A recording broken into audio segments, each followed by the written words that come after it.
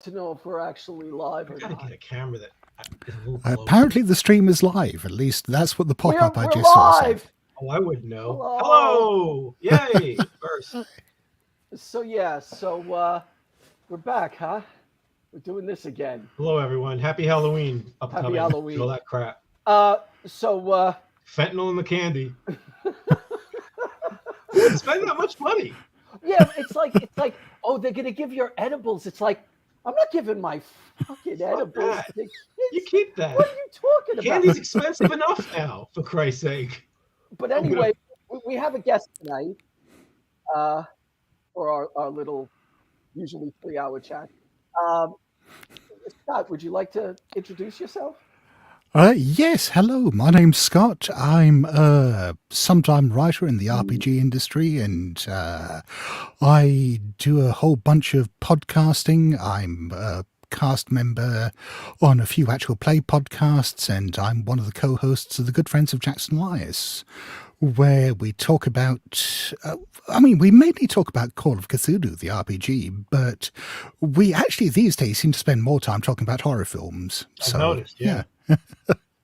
It's true. Yeah, we've kind of run out of RPG stuff to say, so we just talk about films now.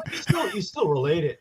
You still relate it to a lot. You know, can we use this? I love when you watch the Hatchet movies. I'm kidding. They haven't watched the Hatchet movies. No. I'm the dummy who watched the Hatchet movies. They got to be the first AI scripted horror movies I've ever seen.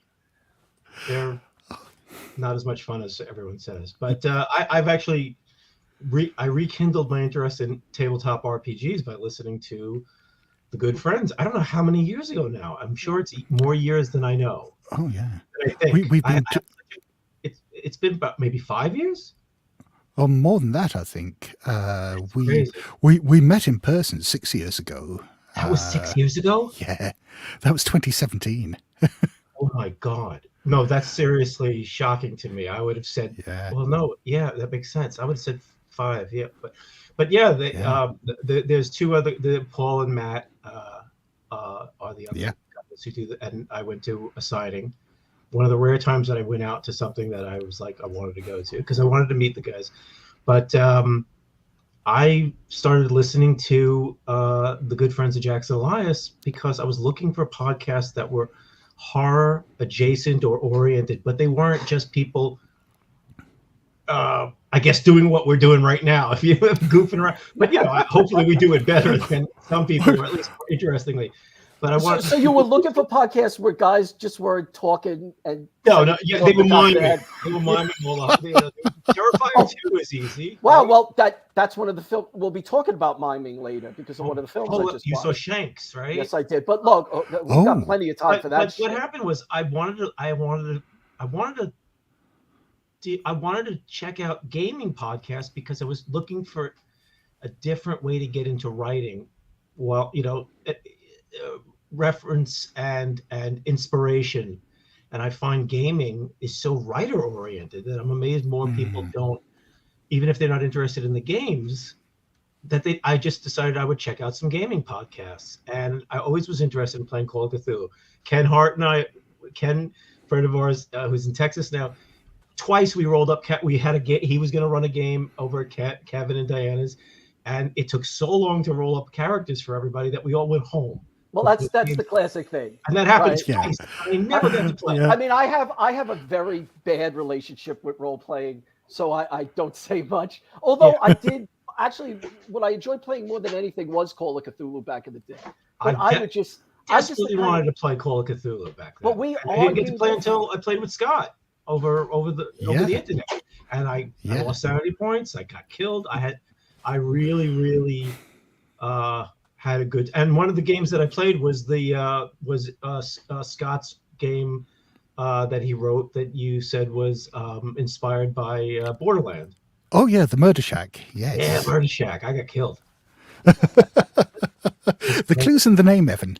Oh, I know, but the clues in the game too. I mean, it's, But basically that set me off. I love the way that the three of you talked about Call of Cthulhu writing, and all of you write, and all of you do your own scenarios. And I'm like, Hollywood should be hiring people like you, because you get into the meat of story because you know you want to entertain the table, and you tweak things through play. And to be honest, I mean, screenwriters who know their stuff obviously know their stuff, but it's fascinating to me how many people are under the radar working in gaming to make this material and are doing incredible world building, and at the same time saying, don't get caught up in the world building.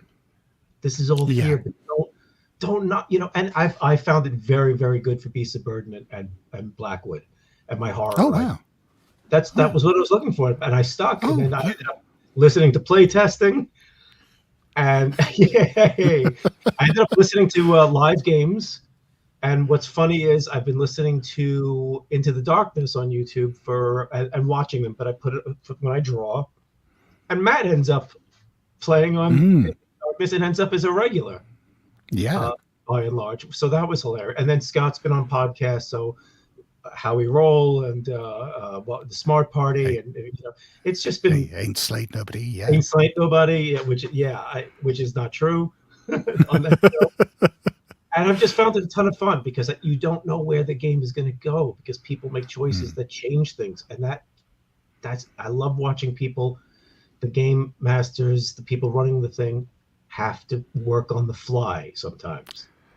Yeah, I mean, it's one thing that's been fascinating recently is with Ain't Slayed Nobody, Cappy Cap, who's the guy who runs Ain't Slayed, has started getting a bunch of guests on who are improvisational comedians. They, you know, that's their job. They do improv, and it's, you know, it's interesting watching. Well, for a start, how many improv people seem to be into RPGs? You know, there's like the Venn diagram is just a circle there, but also just the approach that they take. And I mean, I do a lot of improvisational stuff with RPGs anyway. It's my preferred way of playing. But you have to, because the worst. I think the as a player, I mean, I used to DM for my group, and they would throw my plans off. But I think because it's a conversation that I've heard on your podcast and others, the worst people who run the table, who run the game, are the people who get mad when they want, you know, we did all this work. You're supposed to go, like, we didn't end up in your Murder Shack scenario. None of us thought to go down. We never actually got into the sucking intestine use. We never got killed upstairs. And you have to live with that, and you have to go with what the players do. And sometimes they come up with stuff that I was listening to an Into the Darkness, and they said, well, the players after the game were talking about a specific thing, and he said, I just threw that in there because of you acting a certain way. Yeah. And I also like Into the Darkness because, I mean, I like a lot of podcasts now, but I tend to like the ones where they're not trying to be funny, if you know what I mean. Yes. Like too funny. I like a funny game. I like the laughter in a game, even if it's dismemberments. I mean, it's an exciting game. It's a funny game. We're all there to basically get killed. Yes. And get maimed or go insane. And it's like watching a horror movie. And sometimes you get a laugh at the crazy parts and enjoy them that way. But the ones that seem to be tryout reels for actors and you know, and they become, you know, that's fine. Some people really like the entertainment end of it, but it's almost Hollywood. And I'm like, you know, the idea that you got to be good looking to get somewhere in gaming is nuts. You know what I mean? I like more. This is what it's like at the table type games, to be honest. More traditional. So, I enjoy it. You know, if you want to plug, you know, we can plug some of the. But I've fallen into gaming in a crazy way. I now have a gaming collection, which I never thought I had. I did my first. I backed my first Patreon, not Patreon. Kickstarter. I got the Call of Cthulhu box. I always wanted. Oh, right. Oh, neat. So it's just I don't have anybody to play with, and I stay home a lot. But playing with you, the only games of Call of Cthulhu I've had are the ones I've played with you, and I had such a damn good time. It actually cheered me up for the week because I was just like, I just had enjoying. Yeah, DMing is hard. I mean, I used to DM for a pretty good sized group, and then we'd have some when we were doing Champions, we had really big groups. And I think there's a writer's brain and an actor's brain. Well, Yeah. Works there. I think when I was saying I always had problems role playing, I think the people who ran the games I played in were those that wanted a story to go a certain way and the people to act a certain way.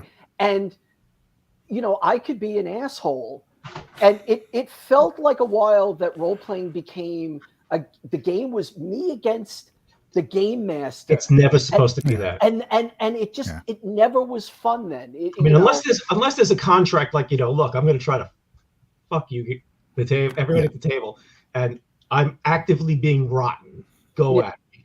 But no, when you have a bad DM, and the funny thing is, I know a lot of people who played once, and they got Tom Morrissey or somebody like that, who basically was like, I want Jaws from James Bond to be in this. So I remember Rob Beck coming back from he was like, it turned out to be Tom at Farrell High School. He goes, the DM, he puts Jaws and cable cars into what the hell is that doing in D&D? Like, you can do anything you want, but, you know, don't. It's not supposed to. You're not supposed to. It's not win or lose. DM should be happy to have. Right, and that's more acknowledged and understood now that we have the internet and people talk about games. Right, and there was a certain type of person that liked to run games back in the day. I mean, we were also terrible as players. I mean, depending on who was together. I mean, we have a mutual friend, Pat, who was so evil. Very disruptive. Very disruptive. Pickle Man. Play poker. What about playing poker with him? I raise. Yeah, it was whatever. He had a good job and he fucking raised all the time. It was like, come on, man. But he would have, like, remember Pickle Man, the infamous Pickle Man character, which was like he was just drawing up a character. He was playing something. He was getting pissed off, and he just says, "I'm Pickle Man," and, you know, they got mad at him and they threw him out of the game. And the last game I played, Dave Milcarrick, a guy I knew for a very long time, he decided he would like to start writing some stuff. And I don't remember the system, but it was an all-encompassing system where you could roll up characters if you wanted to be a barbarian or an occult detective or whatever. Might be GURPS. No, it wasn't GURPS. It wasn't GURPS. It was a brand new thing that I don't think took off. Right. And he was writing these things, and all we did was torture our friend in it, because he had bragged that he had made a character that was super strong and almost undefeatable, but that meant he had to be really stupid. So Pat realized he could just make him do anything, like literally anything. And that was the time where, you know, that game ended with people storming from the table and leaving. So I'm just saying, sounds like one of the Judge Dredd games. Oh yeah, we've had it was legendary. Legendary. Yeah, Playing the Judge Dredd group is so funny. Is that the board game? Yes. It's the famous board just game. The board game. And just drove. They went because you can fuck everyone. You know, that's a game where everybody just tries to screw everybody over. I think that's the whole point of the game. Oh, it's great. I don't think so. Palace de Bourne. I never got into big fights like that because I was still trying to figure the damn game out. But man, when those cards start coming down, it's shit. You know what, Paul? I forgot that aspect of gaming back when. I don't know if people do that anymore, but since people are people, the guy, because it was always a guy who has to have the best character. Oh. And you know what I mean? Designs his character as if he's going to fight the members of his party. To get that character.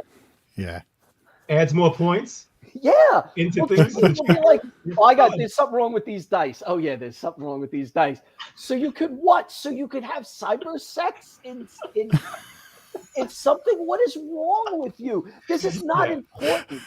Yeah, let's not get into let's not even get into our friends who had to try to get a romance going in every single fucking I know. I'm like, come on, man, I'm only two. That's why we're at the table, but I don't want to know this shit. Yeah. Leave the Hobbit alone. The halfling, sorry. I don't care if they're the right height. Get out of here. Let's go rouse something. I hate going. We beat up the bard in every game, no matter what you do. Because the bard has to get flat. Fucking bards. Although, you know what was a great game? Paranoia, because I never played it. Paranoia was just about being insane in the game. Yeah. To me, everyone sat down and said, whatever we're going to do, it's going to be crazy, it's going to be nuts. Did you and we're play? gonna have fun. Were you playing Illuminati? I tried to play that. I never played the card game. Yeah, I tried to play it. I've played it a few times. Yeah. No, we had very obsessive friends, Scott. We knew guys. They would marathon this. You would get calls 3 o'clock in the morning. People are coming over to play Illuminati. Yeah. It was just too intense. Well, a lot of us were at the comic book store till 7 in the morning. That we worked at that. I don't think it was the same time period, but when we were all hanging out at Jim Haley's Universe, there'd be 10 of us at 5 in the morning sitting there. I mean, one of our customers was a sanitation worker. He picked up the garbage one day a week at about 4 in the morning. He got curious because we had the gates up. He comes in, he buys a Nexus graphic novel. And most every week, he came in and shopped at 4 in the morning because we were still there. Oh yeah, it was hilarious. Oh, it's brilliant. It was fun times. We both worked for Jim, or for a lot of the people we mentioned on this podcast. Yeah, it's all a Nexium of bullshit. Yeah. So shall we get into movies? What is it? Why not? Now Scott right now is doing his 31 days, which seems to have become a tradition. But you seem to be getting films you like this year. I know. So far. I mean, I've only, I think, actively disliked one so far, and it's one I was really looking forward to, and that was The Banishing, which is this British horror film from a couple of years ago, I think 2020, which was done by Christopher Smith, who did Creep, not the American Creep, the one set on the London Underground. I like parts of Creep, but as a whole, I didn't love it. But I thought that there was something there, if you know what I mean. Yeah. I mean, it felt like a reworking of Deathline to some extent. Yeah. Right. Yeah. Which is a movie that most people like, but do I not like that? I like it, but I like it. I think I like it for the Donald Pleasance weird. The weird cop. There's tea involved, and then I think there's some interesting things there, but it's a weird film. There's a flattening aspect to it. The film never rises. It's like it's like something like a record you can barely hear. There's just something about the film that has an impact, but it's not a bad film. I think it's a I don't know. I kind of like it, but Mind the Gap. What is that? That was from Deathline. Yeah. Mind the Gap. Yeah. So The Banishing or The Vanishing? Banishing with a B. Okay. So it's kind of a fictionalized version of the story about Borley Rectory, the most haunted house in England. Oh. And films about it, right? Aren't there a couple of films that's the title? I think. Ken, we were just talking about you, about the Call of Cthulhu games that we never got going because it took so long to get the characters rolled. Kevin and Diana's. It took me 30 years to play Call of Cthulhu. No, maybe 40. Yes. Just let me mention this before I forget. I'm taking some questions and starring them to do them later. So if you don't get your question in, I'm looking at them. We'll get you in when we're kind of going back. But I'm sorry, Scott, please. So like I say, Borley Rectory. So it uses a fictionalized version of that, and it's got a fictionalized version of Harry Price, the ghost hunter, in it, and so on. Except it's nothing to do with what Harry Price actually did in Borley Rectory. It's this thing about a vicar and his family who move in and encounter weird shit going on in the rectory.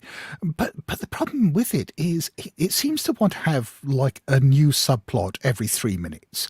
And for the first 45 minutes of the film, it's just throwing one thing after another at you, to the point where not only can't you keep track of them anymore, but it's just so numbing you don't care about anything anymore. And it's just a real shame. I wish I could think of examples, but it seemed, I feel like I've seen a bunch of films because I've been watching recent stuff, which is something that people have been hanging out with the podcast. I was just not watching anything made after like 1997 or something like that. But lately I've been seeing a lot of more recent films, and there's this vibe of, if you write more stuff in, somehow that elevates it. And it's sometimes you just want it to go. When you were talking before about the qualities of someone running role-playing games when it comes to writing plot, and how what came to mind is, I think one of the problems with a lot of films is they go through so many hands in rewrites and stuff that there isn't one person who goes, wait, if we do that, that doesn't make sense there. Not everyone's fully committed. I don't know how many rewrites some of these. I don't think the lower budgeted films are getting rewritten that much. But yeah, I mean, a lot of films that are important to somebody, if you know what I'm saying, like Not Suburban Sasquatch. I don't think that went through a rewrite. I don't even think it got written in the first place. It's like, I'm making a movie, let's go. Women Suburban Sasquatch. You laugh, you cry, you wish you'd die. But yeah, there's a. I don't want to seem old fogey or anything like this, because it's not really true. But there's so many people who are writing and directing, and I actually think the opposite in some ways. I think there's a lot of films where nobody tells so and so whose name is above the title, a film by so and so. You know, like it's a big deal. Like no one else worked on it, and I think that they have a vision, and that's great. But they don't ask somebody to, 3 people to read the shit. Nobody play tests it, because I know how I'm going to do this, and they have it in their mind. And I think we've talked about this before, that a lot of people, I think, make films and forget that the audience is not as familiar with what you're doing. So there's and then you get muffled dialogue. I'm having to put the subtitles on films where people speak English, because I can't understand the plot because people mumble the fucking plot. Yeah. You sound so much fucking better than our raspy voice. New also, York. He curses better than we do too. It sounds nice. I love when you go off on a curse rant, and you can tell. It doesn't take much. Too, but yeah, it doesn't. Fuck off. Yeah. But yeah, there's a lot of films that I think that are just under the auteur horror director, writer, I think sometimes needs to go, not get the advice from your girlfriend or boyfriend or partner.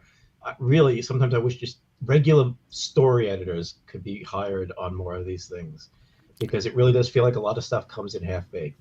So, like somebody could have maybe told the script on The Banishing. These go nowhere. Well, actually, I mean, it's interesting you say that about The Banishing. The Banishing is the first one of Christopher Smith's films that he didn't write. It actually had a team of writers, and I think what he was saying there about rewrites, I wondered whether that was the case. It had 3 screenwriters. And I wondered whether that was the problem, that it sort of became a palimpsest of a script with people layering stuff. Yeah, I would think also a lot of directors tend to go, if they're writers, oh God, is that opera? That just yes, yeah. I just use that as the logo on the. I recently rewatched opera, and it was dumber than I remembered. Opera has 2 or 3 amazing scenes that's worth watching. But the bullet. That's why Brian and I saw it. We were watching a TV show, and that scene came on, and we rented it like that week, because we were like, "What the hell is this film?" What show was that? Was that the one that had the Jackie Chan, like that very early? No. This was the time when, like, I saw Evil Dead 2 because it was on 2020. So these were magazine shows that were talking about the dangers of horror film, and they sold you a ticket. That's great. I was like, "This looks amazing." I didn't know about this. I didn't see Evil Dead 2 in the theater, and I somehow saw Evil Dead 1 in the theater. Really? Oh my! I had no idea what the hell was going on. That's an interesting. Is it just me, or does it feel like the love for that film has grown a lot in the last decade? I remember it always was Evil Dead 2, but I really see a lot of people into the first one. It shifts. It's like it shifts all the time. Like all the people. I remember, Paul, years ago, you were talking about what is going on with everybody saying Day of the Dead is the best Romero film. Right. And I have real problems with Day of the Dead. I mean, real concrete issues with that film about why it doesn't work as well as it could. I mean, there's beautiful effects in it. They really got that down. But I think Dawn of the Dead is the best of the 3. Well, here's the thing. Could I segue to one? So no, you don't like Night of the Living Dead. Because last night I rewatched Dawn of the Dead. Really? Yes. I've been meaning to do that. Yeah, let's go. I mean, I watched one of the longer versions. Scott, and please, if we interrupt you, please tell us, because we're No. we're talking fucks, so we don't want to be rude. Hey, wait, real quick, because I think Paul would find this interesting. How many years did you live in Hong Kong? I was born there, and I lived there until I was 18. Wow. Believe me, the only movies I really know anything about are Kung Fu movies. I know nothing wonderful. about anything except Kung Fu. This is what's funny. I was going to actually bring this up, that I think going to the Exhumed films, and I'm really glad I got back in touch with Dan from Exhumed, because we were always going, and they knew, we talked to him whenever we'd go. We'd say hi, blah, blah, blah. I ended up sending toys to his kid when he had a kid years later, superhero figures and things like that, because I was dope. But I got a great letter from him recently when he invited us. But I think that seeing the films there was an event for us, and it really got me back into horror films in a big way, because it's great seeing them on a screen. And they had a night that we drove to that they showed Kung Fu movies. So they showed Master Killer with 36 Chambers, and what was the other one? Crippled Avengers. Crippled Avengers. The Shaw Brothers Venom's movie, which was Five down Deadly Venoms. Yeah, it said pull down I literally spent the next 8 years watching 1,000 martial arts films and collecting 200 and having you have more than you have more than 200. No, 2,000. Around 2000, and I was every Friday night we'd get together at his house and we would watch 2 Kung Fu movies. It was like taking a university studies class, and it was a really weird time. I mean, they knew me in Chinatown in Manhattan because I would go there to buy DVDs every Thursday. Yeah, and it was Friday. Of course, Thursdays Celestial movies would be released in Hong Kong. And Friday, they would end up in New York's Chinatown. I found that out by accident. So I put up some of the first screenshots of any of the restored. We lucked out because New York was a good place to grow up because they were showing John Woo films, and we stumbled into those, and then we stumbled into East is Red on a screen. You could see, and then we started going to Chinatown to see movies. They had the. What was the name of the theater? Now I'm forgetting it. It was the Rosemary and the Sung Sing. Brian just put up a poster of the Sung Sing because that was under a bridge, and it was great because they had these plastic stadium seats, and cats would just walk on the stage, and people would just come in the day and just watch part of the movie and leave, and you'd sit there with pork buns and watch. People would be sleeping in there. They would eat. It was the music. Was it the Music Palace? There was also the Music Palace, yeah. That's the only one that I went to, and I loved it. And you'd go to see a film, and you didn't even know what the other film would be, and that's how we first saw Stephen Chow. Yeah. Oh, wow. It's all gone, of course, now. Yeah, but it's a different time. It was good. It was the end of the Chinatown theaters, but we caught enough of that, and the art house theaters and the revival theaters that that were showing Kung Fu movies and a few Kung Fu horror movies. So we lucked out. It was a good time. But Paul would on Thursdays though. When we went to bar hopping, we would stop sometimes at China. I would go. Yeah, because it was if I would pick up a check at Neutral Ground, I would go to Wreck-It Explosions and go through the 3 for $5 VCDs. No, the DVDs. Yeah, but you were buying. What was that format? Yeah, the VCDs where you couldn't see anything, especially with burnt-in subtitles. It was a horrible format. But yeah, I had everything. I had 4 or 5 DVD players, so they would play everything. It was bad. It was great for me though. Yeah, I loved it. So Dawn of the Dead. Dawn of the Dead. Yeah. So the thing is, I've been thinking I've wanted to rewatch Dawn of the Dead because I here's the thing.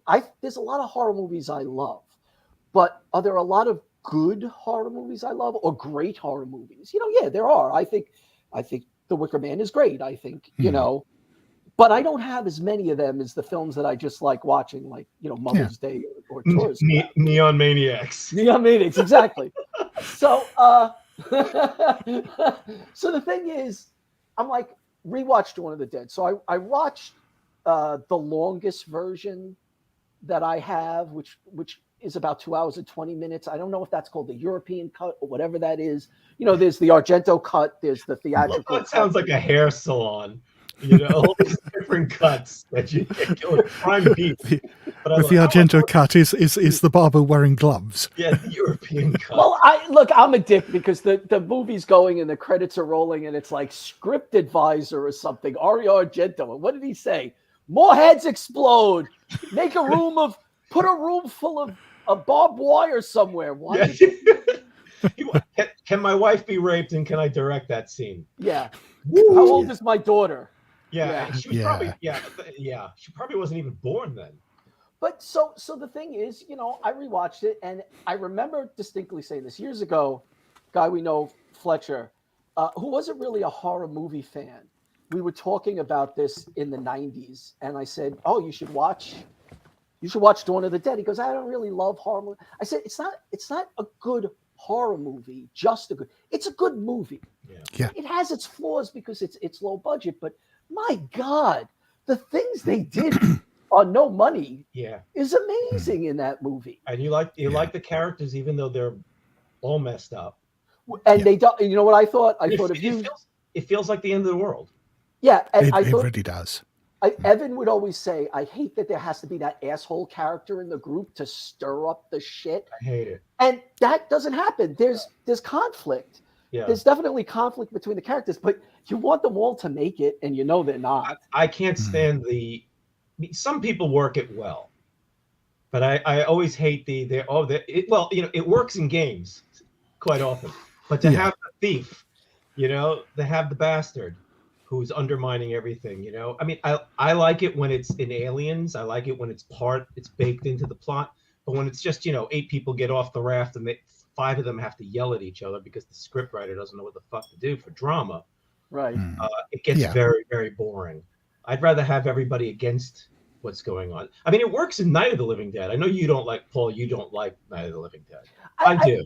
I find it kind of, I don't think it's a bad movie in the sense that, again, they do a lot. It pushes the envelope. The characters are interesting. For the budget, it does it. But I kind of find it hard to watch. And unfortunately, as I get older, I realize what counts as favorite movies for me are movies that I will rewatch and rewatch and rewatch. Yes. I want to rewatch. Yeah. Whether they're the best movie. Exactly.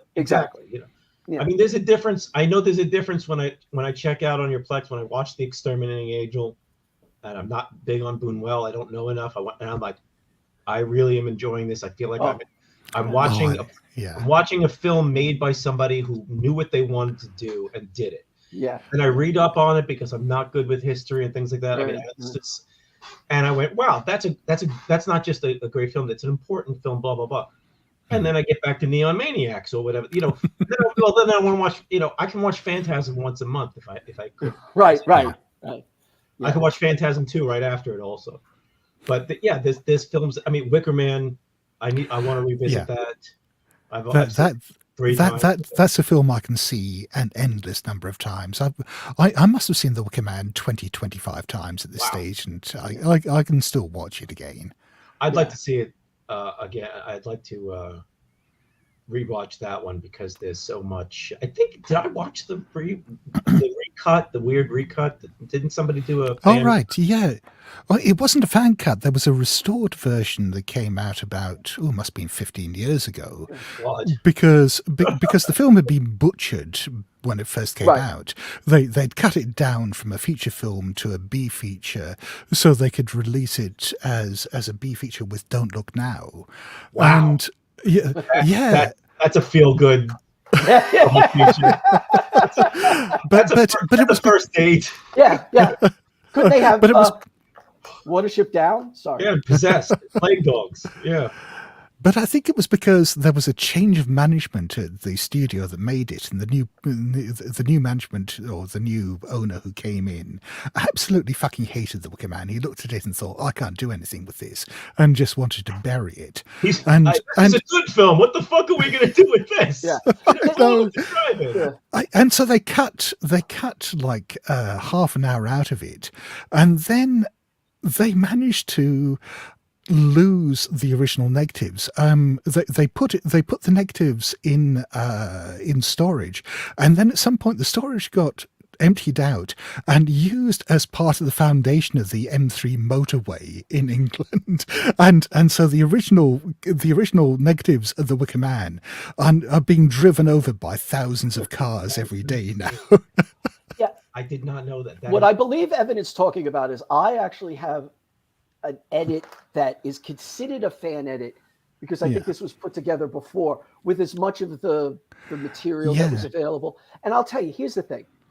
Every movie I watch now, if there's extra parts of it, I will watch that. If I watch Halloween, I will watch the extra stuff. The TV version. I want that. I want everything, because I kind of know the movie. If I'm watching it for the 17th time, I want to get something. The thing with the extra stuff of Wicker Man is really interesting, but there's one thing that doesn't work. Christopher Lee is introduced earlier in the movie. So in those, there's a scene where he brings a young boy to Brick Eklund. It's Brick Eklund. Yes, right? Yes, it is Brick Eklund. Playing to Rowan. Yeah. Right. It's like, look, you're gonna get laid, kid. It's your day to get laid, and he's there. And the reveal in the other cut where he just turns around from the chair and there's Christopher Lee with his ridiculous hair and doing that. I think that works so much better. Yeah, that scene with that scene that you mentioned is quite a weird one, because he's standing outside the window as the boy is having his cherry popped, and he's reciting Walt Whitman as he's as you do. Was it? Yes, was it?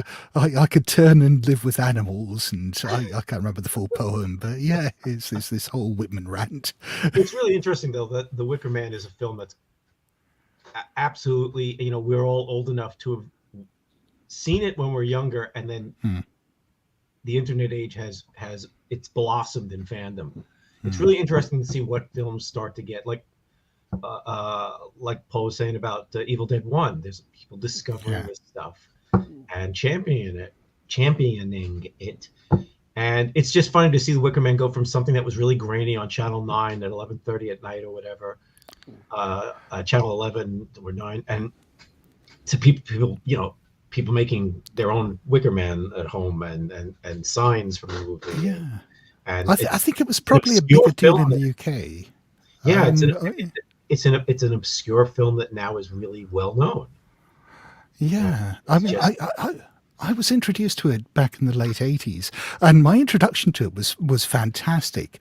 I'd made a friend through work at the time. This was just after I'd moved to the UK, and I made a friend through work who turned out to be a witch, neo-pagan type witch, he's a witch. And all of her friends were witches as well. And I'd gone round to her place at some stage to watch some films. And they put on The Wicker Man. And watching The Wicker Man with a whole bunch of witches and neo-pagans is a very different experience, because they are absolutely rooting for the people of Summer Isle all the way through. And that's his happy ending. Clothes on, at least, with their clothes on, and then it's like, time to watch this thing. Oh boy! You can only watch it Skyclad, Paul. I remember seeing Wicker Man by myself. I didn't know any witches. I just had insomnia. Actually, who knows? Yeah, right. That you know of. They were in the room with you, Evan. They were in the room. Yeah.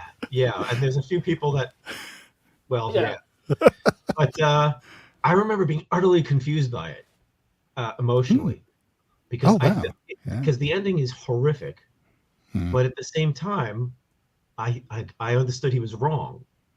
Yeah. About a lot of things, and I'm irreligious. I think all three of us are. I mean, well, I don't know if anybody worships Alan Moore's Snake style.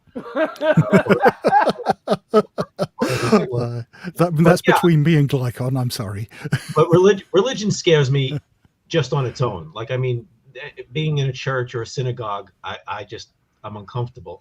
So horror movies that are steeped in that.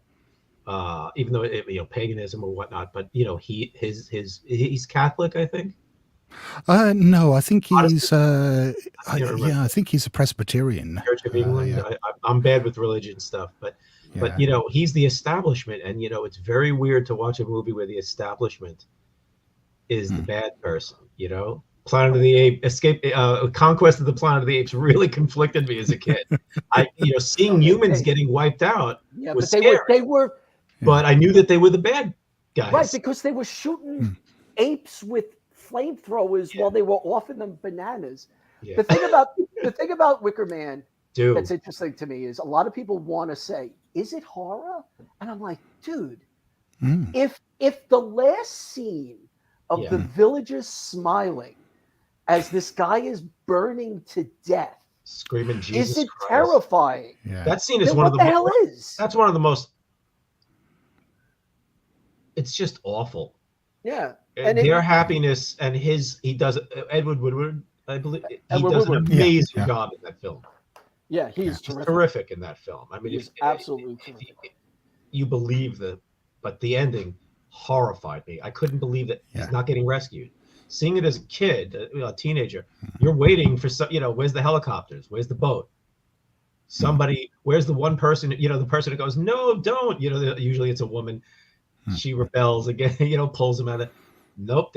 What the fuck is going? I was terrified. Or the fact that when he gives the speech, when he's like, look, this is all bullshit, and when the crops fail next year, they're not gonna have to just sacrifice anybody, Christopher Lee. They're gonna be eventually coming after you, and it leaves you like punched in the gut, which I think a lot of horror just doesn't do. Yeah, it's interesting because I'm seeing a lot of after I start looking into it, after you watch a movie, I like it, don't like it, curious what people said. Okay, go to internet database, see what the crazies say, blah blah blah, because they're usually fighting, or there's a 10 from the, you can tell what they always mention the director in the fluff reviews that studios or the people who actually made the film. They always say something about the director. That's such a besides the number 10 for the movie. It made me think a lot. Blah blah. It was like Neon Maniacs. But I'm seeing a lot of people saying, I don't think this was horror. I don't think this was horror. This wasn't a horror movie. And they're really pissed off because nobody chases anybody down an alley with a knife, or nobody rips a head off. And I'm like, that drives me nuts. I mean, to me,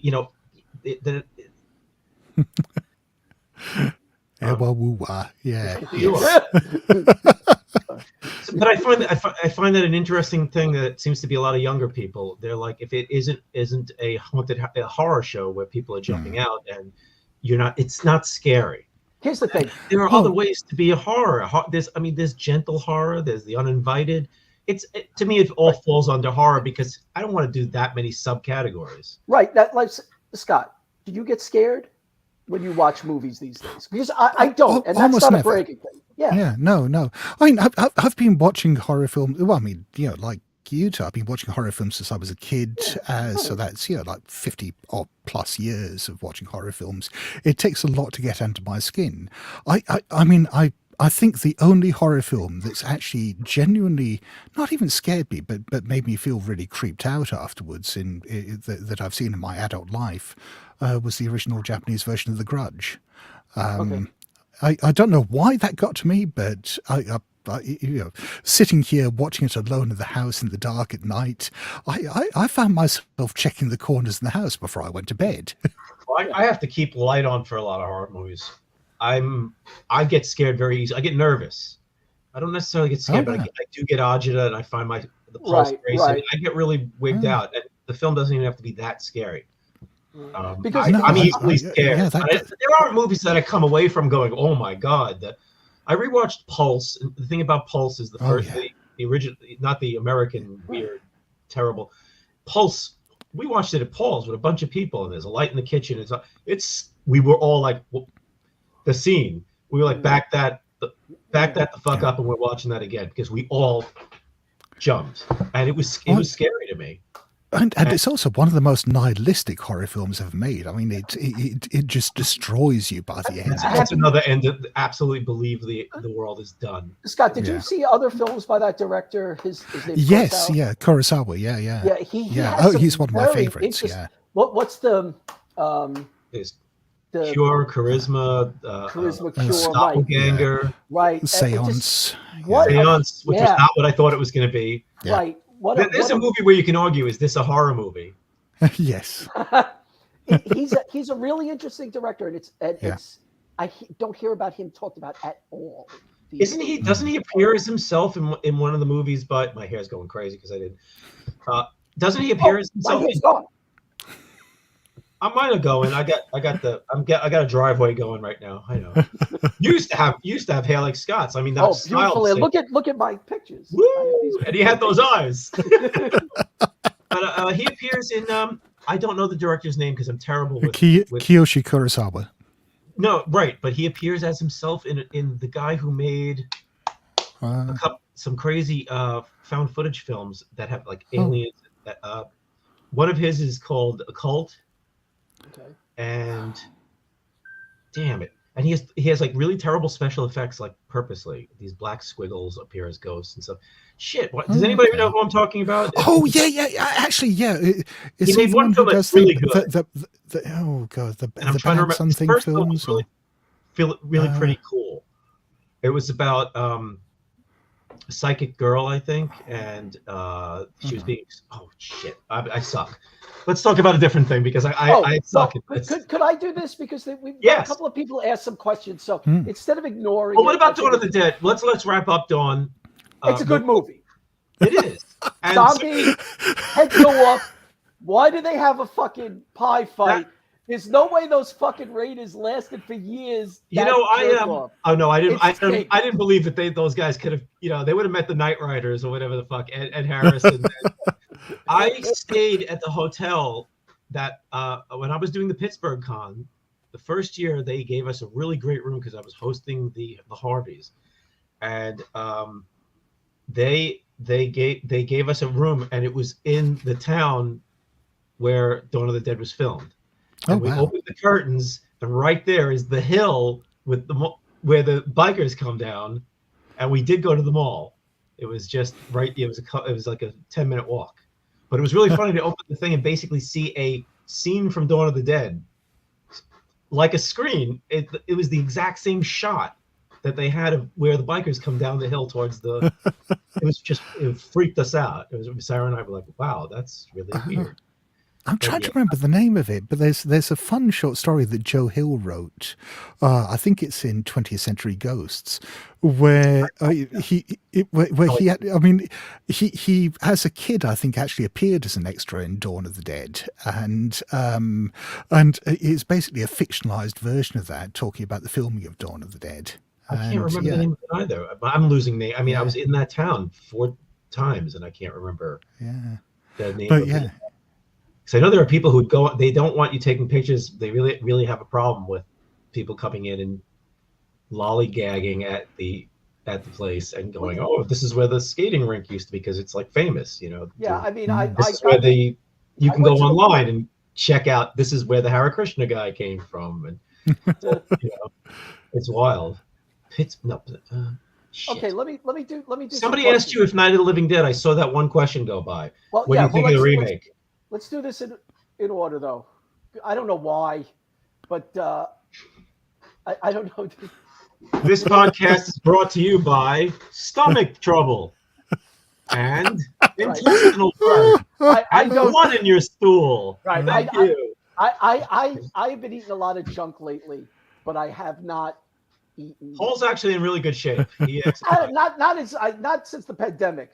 I figure we're all doomed. So. A lot of sunny doodles.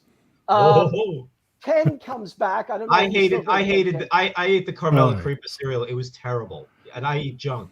It's bad news, man. Oh, I'm sorry. I don't only buy one box to try it because that's what we do as humans. So it turns out it was Travelers. Oh, yes. That's right. Yes. You busted out. You busted out. Okay, so back to that question about the remake of Night of the Living Dead. I absolutely love it. I think the remake is better than the original, and that's a timing thing. That's a bold claim. Well, the thing is, I agree with Paul, but the thing is, you can't have it without the first movie. It's basically it's like saying, you know what it's like? It's like going, the first Godzilla suit is great, but the Godzilla versus King Kong suit is cooler. But you know what I mean? They're both, to me, they're a package deal. Yeah, I dislike The Shining, the movie, which is arguably one of the best horror films of all time, because The Shining, the book, is my favorite book. I personally can't divorce it. So I understand that people can't divorce it, and that's fine. But I like both. But I think that the remake is immensely underrated. Yeah. I think that people didn't like it because two reasons. One, a lot of it was really familiar, which people like, but at the same time don't like. And it wasn't a splatterfest. They were expecting Tom Savini to go all out. You've seen Night, you've seen Dawn, you've seen Day, where they pull a guy apart. Yeah. Yeah. I think they were expecting people to just, dead alive, but serious. And they didn't get that. It's actually a well-directed, well-acted. I also like the idea that they said it's kind of like the Resident Evil game remake, where they said everybody knows the game, so what we're going to do is we're going to have a dog coming through this window, and it scared the shit out of you. Yeah. I like that they basically played around with the idea that maybe the lead character's wrong. Well, they should have just run. Right, and I thought that was really wild. And I think Patricia Tallman is so great. Absolutely great in that role. I like that her. She makes a character that's basically, on a couch hysterical, for most of it. It's interesting. And that's the kind of thing that I overly dig in remakes or reboots. When they do something in the story that I feel like, oh, that's interesting. I never thought of that, or that. They don't make a big deal about it. They don't make a big deal about it either. They don't go crazy on world building or saying they have their own thing going. Although it's funny that I said The Thing, because I saw The Thing remake finally, and I just thought it was pointless. Right, exactly. What is the point? Because for me, if you didn't like the original Thing or the John Carpenter Thing, and you were going to this other thing, don't watch Things though. Right? No, because that sucks. That hurts. Like to fill these parts, you're like, well, what am I getting? I'm getting CGI. You know what I noticed? A quick aside, believe it or not. This is what I don't like about. Scott knows us by now. I mean, what I don't like about CGI is not the uncanny valley-ness, because a lot of practical stuff has that. Is that there's a jerkiness in puppetry. It's something that affects me more than every CGI creature is fast and like a it's snake. just too smooth. Yeah, it's just ridiculous. And people are reacting to it in real time, which I think works better too. I mean, and they're able to do the practical stuff with the actors, and I like it too. Well, they did some practical stuff in it. I know that movie had some weird effects issues that they pulled it. They basically there was put more CGI in it. There was practical effects, and they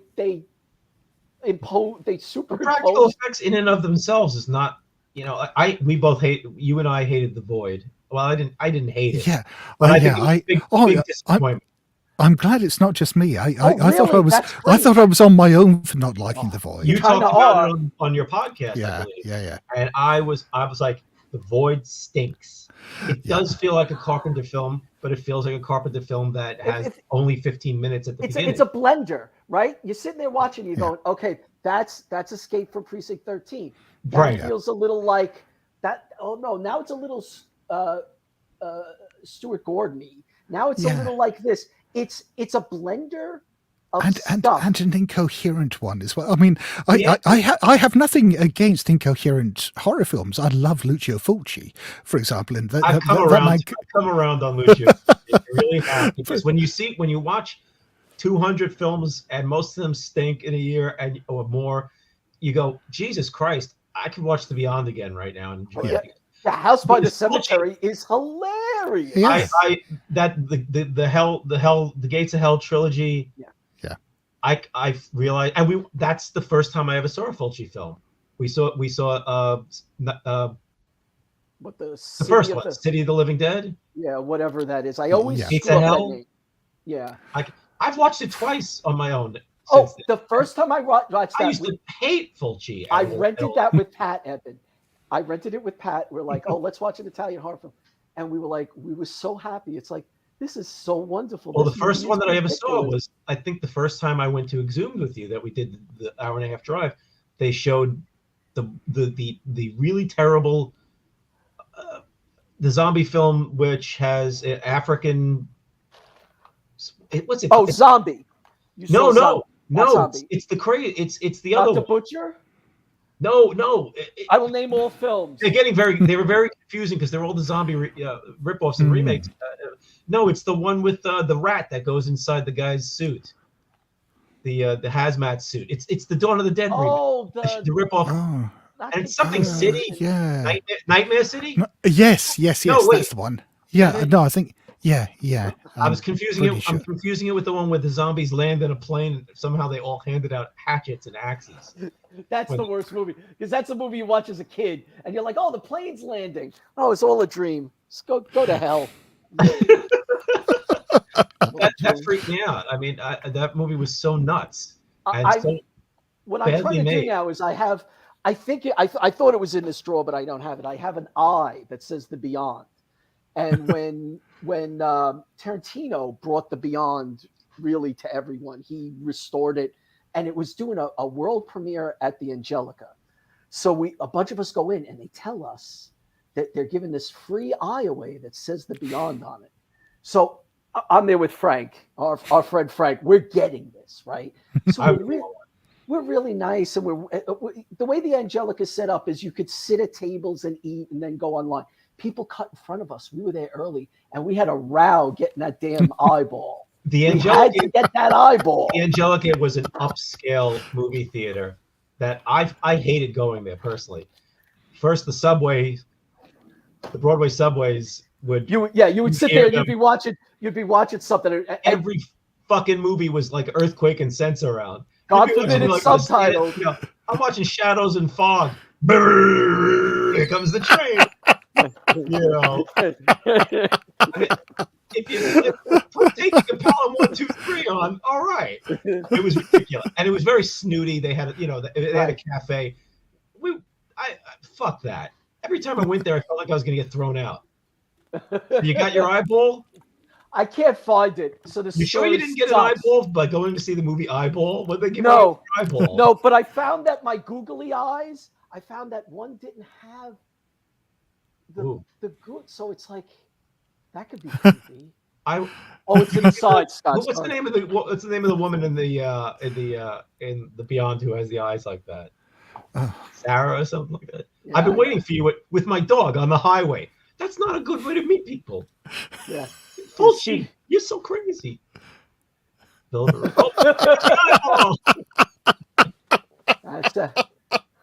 Yep. Questions. Questions. Sorry, we're back to that. Yes. I interrupt a lot, but I try to remember what the hell. How dare you? This is an interesting question. I think about this all the time because I feel like you don't have to defend Halloween 3 Season of the Witch anymore too badly. No. Yes. You don't have to defend Exorcist 3. No. Yeah. That's become, especially the director's cut. Have you seen that both? I know, Paul, you have. Yeah. Yes. It's terrific. It's terrific. It's interesting. Brad Dourif, man.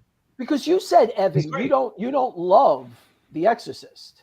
I saw it way too late, and I'm not Catholic.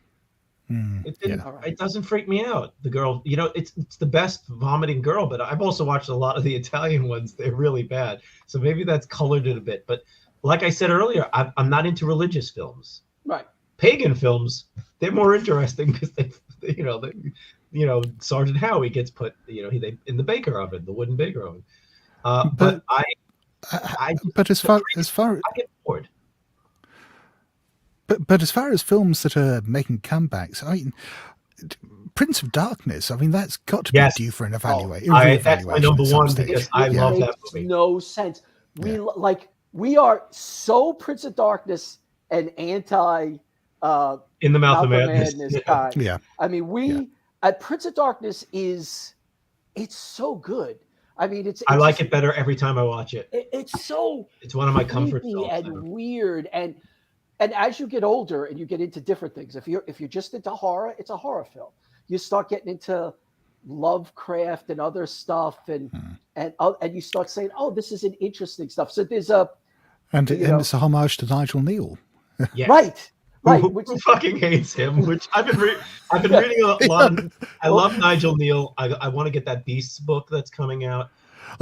My copy of it turned up to yesterday. So yes, I'm desperate. I love Nigel Kneale, and I've got everything that I could afford. I got a great deal on getting all 4 of the Quatermass books. Yeah. And one of them is the Penguin, and I got them pretty cheap. I got one of the books on him, the We Are the Martians Now, or something like that. Oh yeah. Terrific. And I'm fascinated by it because I love the stone tape, and I mean, I love the way he works. Films that get into his territory, science and the occult. Yeah. I don't always love when science becomes, well, we've solved everything occult, because I love supernatural in film. In real life, it drives me up a wall. That wasn't a ghost. Fuck you. Yeah. That's not a ghost. But with Kneale, when he does it, the scientific explanation makes things worse, not better. Yeah. You end up wishing it was only a ghost. I love the way he writes scripts, even his earlier, the first Queer. I love the way he brings in side characters. And the Abominable Snowman. Have you seen that? It's a good movie. Yeah. And the Witches, that Hammer film that he wrote. That's terrific. I haven't as seen well. that yet. That's the one. It's well worth it. Yeah. I tried to watch it. Sarah and I tried to watch it like 8 times. They always give us a different. It was on. I forget what system. It was early Netflix. They had the wrong film under that name. It wasn't the Angelica Houston Roald Dahl one either. It was some really boring one. The actress, I can't remember her name. Jane, whatever. But I think I love Nigel Kneale. I listen to the what's the podcast? The Bergcast, which is very entertaining, which is all Nigel Kneale stuff. They go. Oh wow! I didn't even know that existed. I've really enjoyed it, and I just wish that they could find the older serials. They're clunky, but that first one, the episodes they do have of it, I've burned through those. I watched them again when I had COVID, and I just love them. Yeah, absolutely. But Beasts remains like my formative horror experience. That what the folk horror episode? Is it the baby? Oh my God! I watched that when I was like 10 years old. I was watching TV in Hong Kong as a kid, and this series came on, and I think the first one I saw was during Barty's Party, the one with the rats, which was pretty damn creepy. That is such a weird one. And then I started watching this, and it got to the stage where Baby came on, which was like the 3rd or 4th episode, and I don't think I've ever been so traumatized by a bit of television. That just scared the shit out of me, and I think I've been trying to recapture that high ever since. Well, the thing is, we talk about that. You can't recapture that high, unfortunately, because you have. It's like when you say, "What's the best year for comics?" It's when you were 13. Well, yeah. Well, I talk about this. The Evan watched it. The Orson Welles Great Mysteries Anthology. I watched a bunch of those.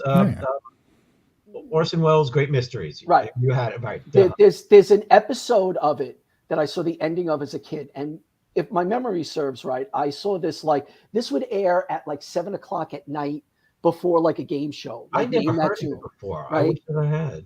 And it's a scene where a character dies because she's going to slash a painting, and the way the painting it slides off the painting and it stabs her in the stomach. It is the most pedestrian nothing thing, but as a kid it terrified me, and it stuck in my mind, and I only found this again 3 years ago because I think the DVD finally got released of the show because it was pretty obscure. We actually have a question that goes towards because they have good. Patrick McGee is in one. He's in an episode of Beast, which is what episode, guys you have. Yes, an episode that I wasn't sure if I liked it, but I realized it stuck with me.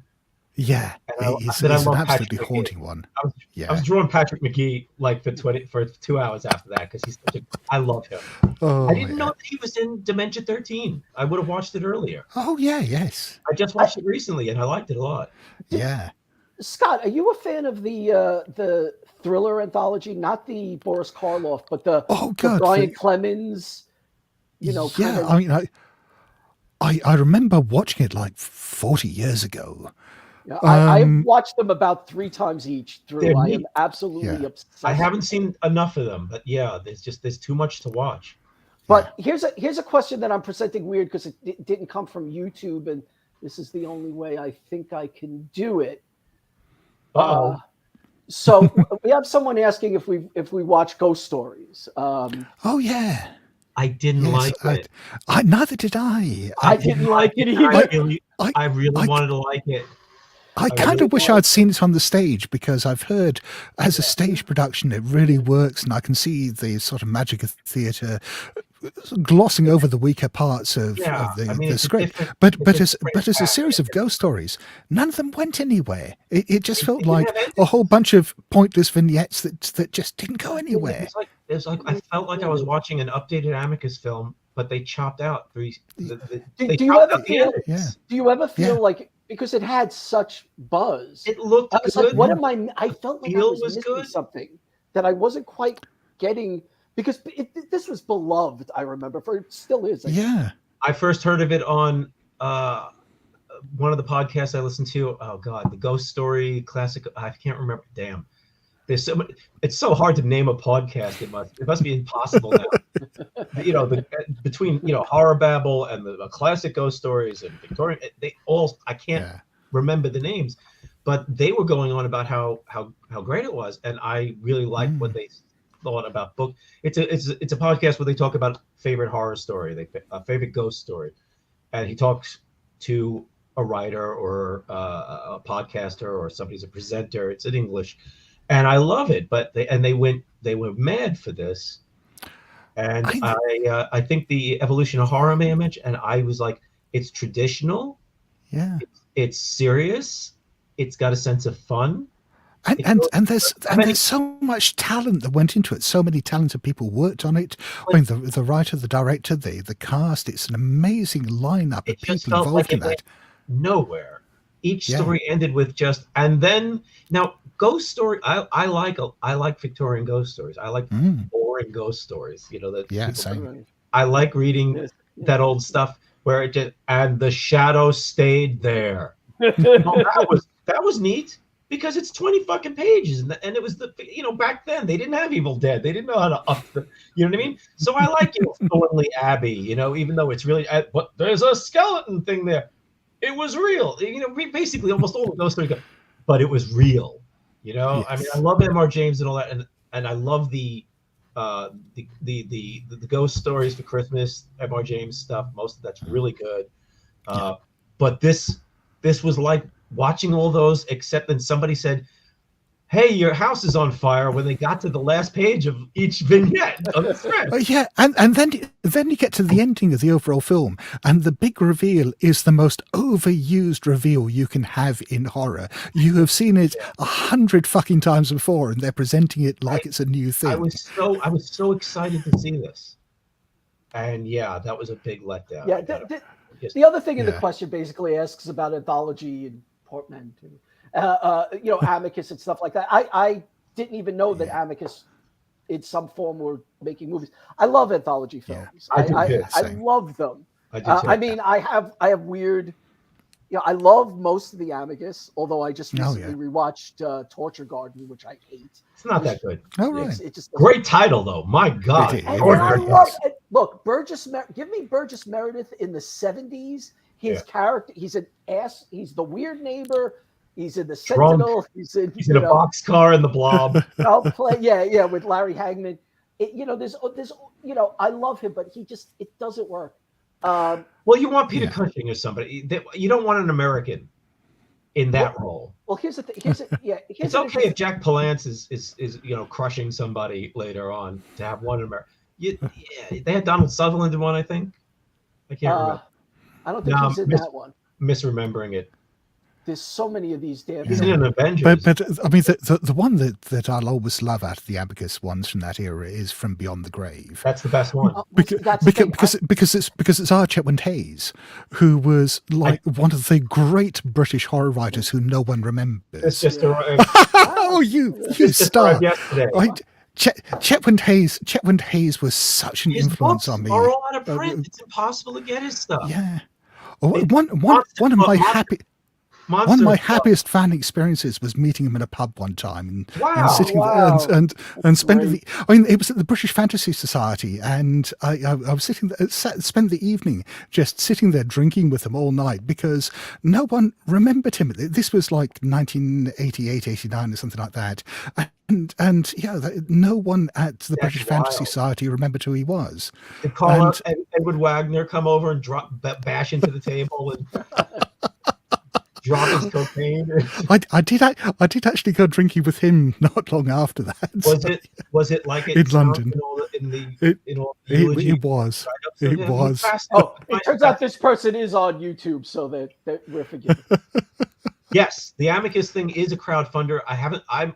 I am really curious as to how the hell a crowdfunder to rebuild a studio or a brand. Someone's going to buy a lot of cocaine. It is just a brand. It is just a brand because none of the people who made Amicus great are around anymore. Yeah. The thing that's funny is I believe at the same time that this is happening, Hammer has completely collapsed. Oh, well, no, Hammer's just putting out a new film now. They're doing, what is it, Dr. Jekyll with No, I believe Elias. Hammer has just gone into bankruptcy. What? Even as that film's coming out, they're going into bankruptcy? In like the last 2 weeks or something like that. There's something with Hammer. If you want to... Oh, shit. I'm not good at looking stuff up on my phone, but I was like, this is very, very weird because Hammer has been interesting. I haven't seen a ton of the new ones. My cat, there's my cat.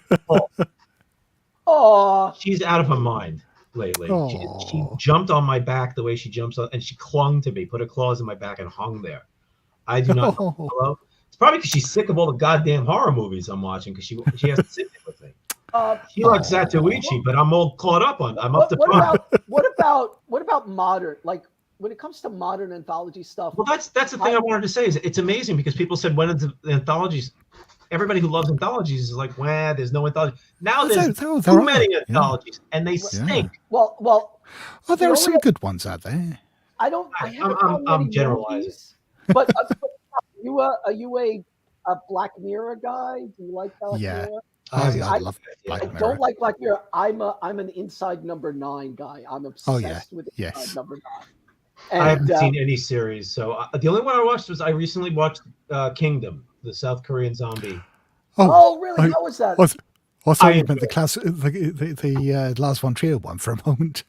No, but that's coming back. I want to see that. Yeah. I've never seen that. Yeah, I gotta rewatch that though. Holy shit. The Kingdom is amazing. It is deeply fucked up. It is as great as how horrible the U.S. Kingdom was. Kingdom Hospital. Yeah. Oh, I heard that was terrible. I haven't seen it. Awful. Yeah. But that's that's what I really what works with Kingdom with me is I love enclosed societies. So this hospital becomes a city. It's a universe in its of itself where people go to these different places. It works so well. It's why I like Session 9 so much. I'm not sure. I like Session 9. I recently watched a Swedish, I believe, a kind of Session 9 film. It did not work, but it was the cleaning up an asylum thing. Scott, do you want to see Evan lose his mind? What? Always. No. That's a film that I know. I'm on the Scott. I do not mind it. I do not mind it. I think that the little character that they pushed on is one of the few we want to make a toy of this characters that works. But to me, there's a lot to be said about how the reveal of his scary face. The character's creepier with the. That's a mistake. That was a mistake. No one bought that mask or that toy. No, they didn't get it because nobody came in and said, "Dude, he looks great." The boogeyman rip up thing doesn't look like anything. Well, does that section work for you? It's a muddy car crash on a person. He just looks like every chopped. There's a reason that the NECA figures of Jason Voorhees has another head of him looking like Hamburger, because people want the mask. Masks are fucking terrifying. A chopped up face, you know, that's for the Fangoria centipede. You don't see it for 5 seconds. It just looks like another chopped up face generally. But I don't like that film. I found that film smug, and I thought that the way that they manipulated the stories together worked, but I didn't care for the stories. I felt like I don't know. I just didn't like it. I thought it was a little too slick. I didn't care for the stories of the characters. I wasn't sucked in, and I also wish somebody. It was like Buffyville there. If you have a town where every year witches and werewolves show up, like that town's going to be bereft of people. I mean, it was just mass murder in that town. And they didn't. I just didn't buy it. I just didn't enjoy it. I just thought it was schmucky, like hair metal. To me, it was like hair metal. It wasn't quite metal enough, and it wasn't quite weird enough, and it wasn't really transvestite enough. You know what I mean? It wasn't transsexual. To me, it was just we're gonna. This is gonna be great. Oh boy, it felt oddly safe, and I think as well. Clever. I mean, and I think as well, it's not a film that's going to translate particularly well outside the US, because so much of it is rooted in nostalgia for a certain type of American Halloween that doesn't really exist in the rest of the world. And so as a result, that emotional connection that I think you need to actually care about the film, that's probably interesting. isn't there outside the US. I'd be interested to know like what the international reputation of films are for American trick-or-treating, because Halloween is huge everywhere, but it's not really about Halloween. And I wonder how Season of the Witch. It's a weird one. Whoop. That was not a ghost. that was obviously Sarah going, "You're too loud. Close your door." Now I'm trapped in here. You're trapped. Oh no. But I haven't seen any anthologies that I can. Do you have any scheduled, or have you seen any, Scott, on your 31 days? Not this year. There was one I saw, I think, last year or the year before, which I quite enjoyed, which was the Mortuary Collection. It's not. I wouldn't say a great film, but it's a fun one. It's got that sort of slightly tongue-in-cheek approach. It feels very easy comics in a lot of ways. Is that the Clancy Brown one? Yeah, that's the one. Yeah, that was fun. Yeah, I remember. Clancy Brown's always good. Yeah, and I quite enjoyed Scare Package. Yeah, I mean, it was a silly romp, and the individual films that made it up. I mean, it's less a kind of classic Amicus type anthology, more a bunch of short films that someone's done a frame that sequence seems for. to be. I wonder if there's a term for it, but those ABCs of death. I haven't seen that one, but the ones where basically it's like 26 people put in a 5-minute. Right. Here's a part 2 with Evan getting angry. Robert, nothing personal, but man, I hated VHS. I hated it. I just absolutely hated it. I thought that they had an interesting glue, the bookends, and even that didn't work. It's just the CGI and it didn't work. I thought there was a lot of misogyny that ran through. I really felt like somebody would be like, I just didn't. I mean, I think that the girl in the first episode was really creepy, and sometimes that's all it takes. And the idea was good, but I don't need to see a 7-minute rape scene filling up the thing, or attempted rape. And we know that write these guys so that you hate them. We don't have to see it. Some of this stuff, but they really. I thought it was a mean-spirited film. Everybody involved, and Ty West. I cannot stand Ty West, and I hated his segment. Really? Okay. His segment seemed to me like one of those Sonic Youth songs that you just wish wasn't on the album. You know, it's just like, yeah, I get what they're doing here. I think that a lot of pot is smoked, but I can't stand this one. Nope, I can't stand this one. But so you don't like it? So you don't like any of his stuff? He's Innkeepers and right, and the House of the Devil. Yeah. Oh, Yes. I hated both of them. Yeah. Where are you on those, Scott? Do you like those? I You're allowed. really rather enjoy both of those. Scott, you like a slow burn. I know you like a slow burn. I do. Well, it's interesting. I like a slow burn too, but there's got to be something burning. I think for me, I got like I really hate House of the Devil, and I think what bothered me so much about it again is I get set up by these. You got to see this movie. It's a throwback to the 70s and 80s. It looks just like the 80s. No, it doesn't. Yeah. And it's like, okay, and you have an old phone and you found a place that looks 70s to eat pizza. Right, Wow. and it has that kind of feel. There's one moment in it that I thought was very scary, jump scary and weird, that I really liked.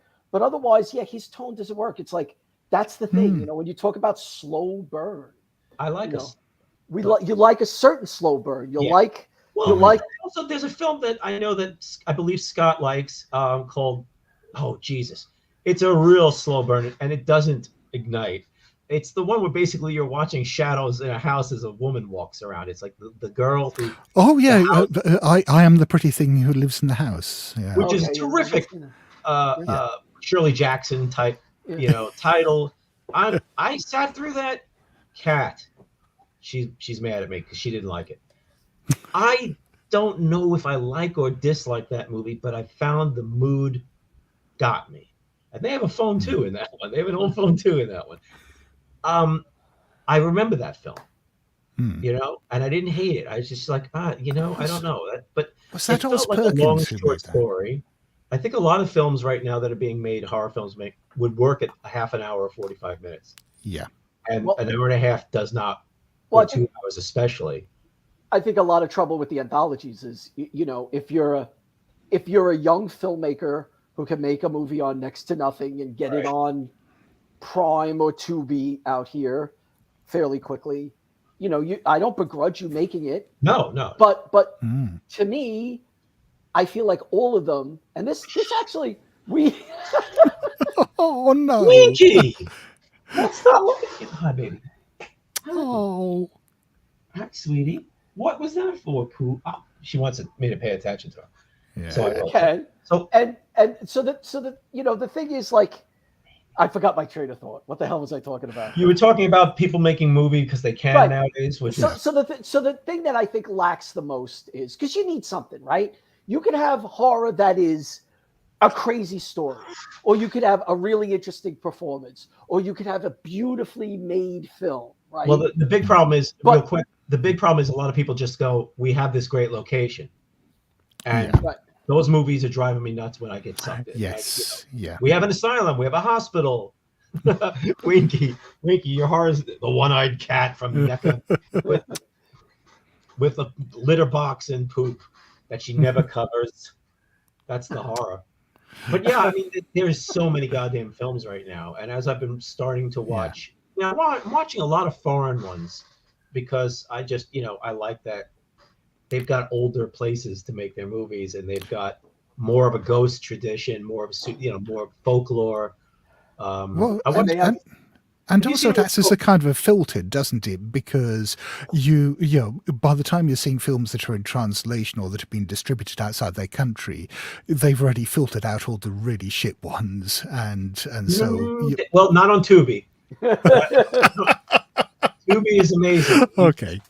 You find some. I mean, I'm glad for it because I have Netflix and I have Amazon Prime.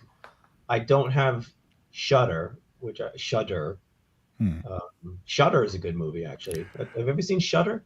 Yes, the Thai one. Yeah, good. Yeah. I don't understand what the predilection is though for East Asian 2-hour horror movies. I mean, sometimes it works, but a lot of them movies that I think I otherwise would have liked more, like The Host, which I love so much of The Host, but there's a half hour of weirdness where nothing seems to happen and the story just goes all over the place.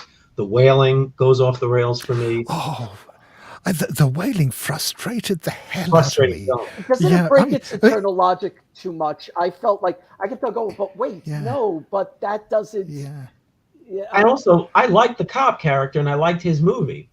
And then And then they mashed a different movie into it. Yeah. and he becomes almost a different character. It's a really there's things about the wailing I admire and I like, and I was sucked in. I'm going, and then, you know, I don't think they needed that set piece of the shaman coming in and doing the entire. I don't think we had to watch the entire bris. yeah. You know, we just get to the. I mean, if it's authentic, that's great. But I'm like, I didn't book this travelogue. And this is like 10, 15 minutes or something crazy like that. It just stopped the film dead for me also. And then I didn't even know what was going on. The cop falls out of the movie. I saw this. Yeah, has anybody? This It was director weird. is interesting to me. I liked it. I I think liked I've it heard too. of this one. It's cheap and dirty. This guy makes a bunch of movies in a year. There's actually action and kung fu involved. This was a story. Oh, is that okay? Yeah, this one. Now here's a movie that turns into a different movie. Yes, that's what I was going to say. And this movie literally keeps. I would say. I don't know, Scott. Have you seen? I don't think Evan has Red State. I haven't seen it. Oh yeah, the Kevin Smith one. Yeah. Right. I don't watch Kevin Smith movies. It's almost. I kind of almost like it. I especially like the fact that it feels like it's changing who we're supposed to follow constantly, almost to the point of distraction. But I thought that really worked. What I liked about the Yellow Dragon's Village was that it kind of, you think you're just getting this bullshit thing, and then you're getting this bullshit thing, and then it's almost a it's not quite a One Cut of the Dead, right? Yeah. It's a movie that I wasn't really crazy about, and then I was like, "This is a fun movie. This is idiotic fun." Yeah, I enjoyed it, and it was not what I expected, so that was nice. Yeah. Because it's set up as a very, very, this town is fucked up. Let's stay overnight. We have to stay overnight, I think the only film I've had that experience with recently was Last Night in Soho, where I absolutely hated it for the first half hour, and then just within like 30 seconds, I suddenly found myself falling in love with it. That's a great. I wish it happened more often, because it usually is the flip side. The setup, introducing the characters, is sort of strong, because it's kind of, that's the fun part in a lot of ways. And the mayhem is fun too. But then after you've gone, it's like the Magnificent Seven doesn't work for me in a lot of ways. I enjoyed it more when I was younger, but then when I watched older, I was like, they didn't really.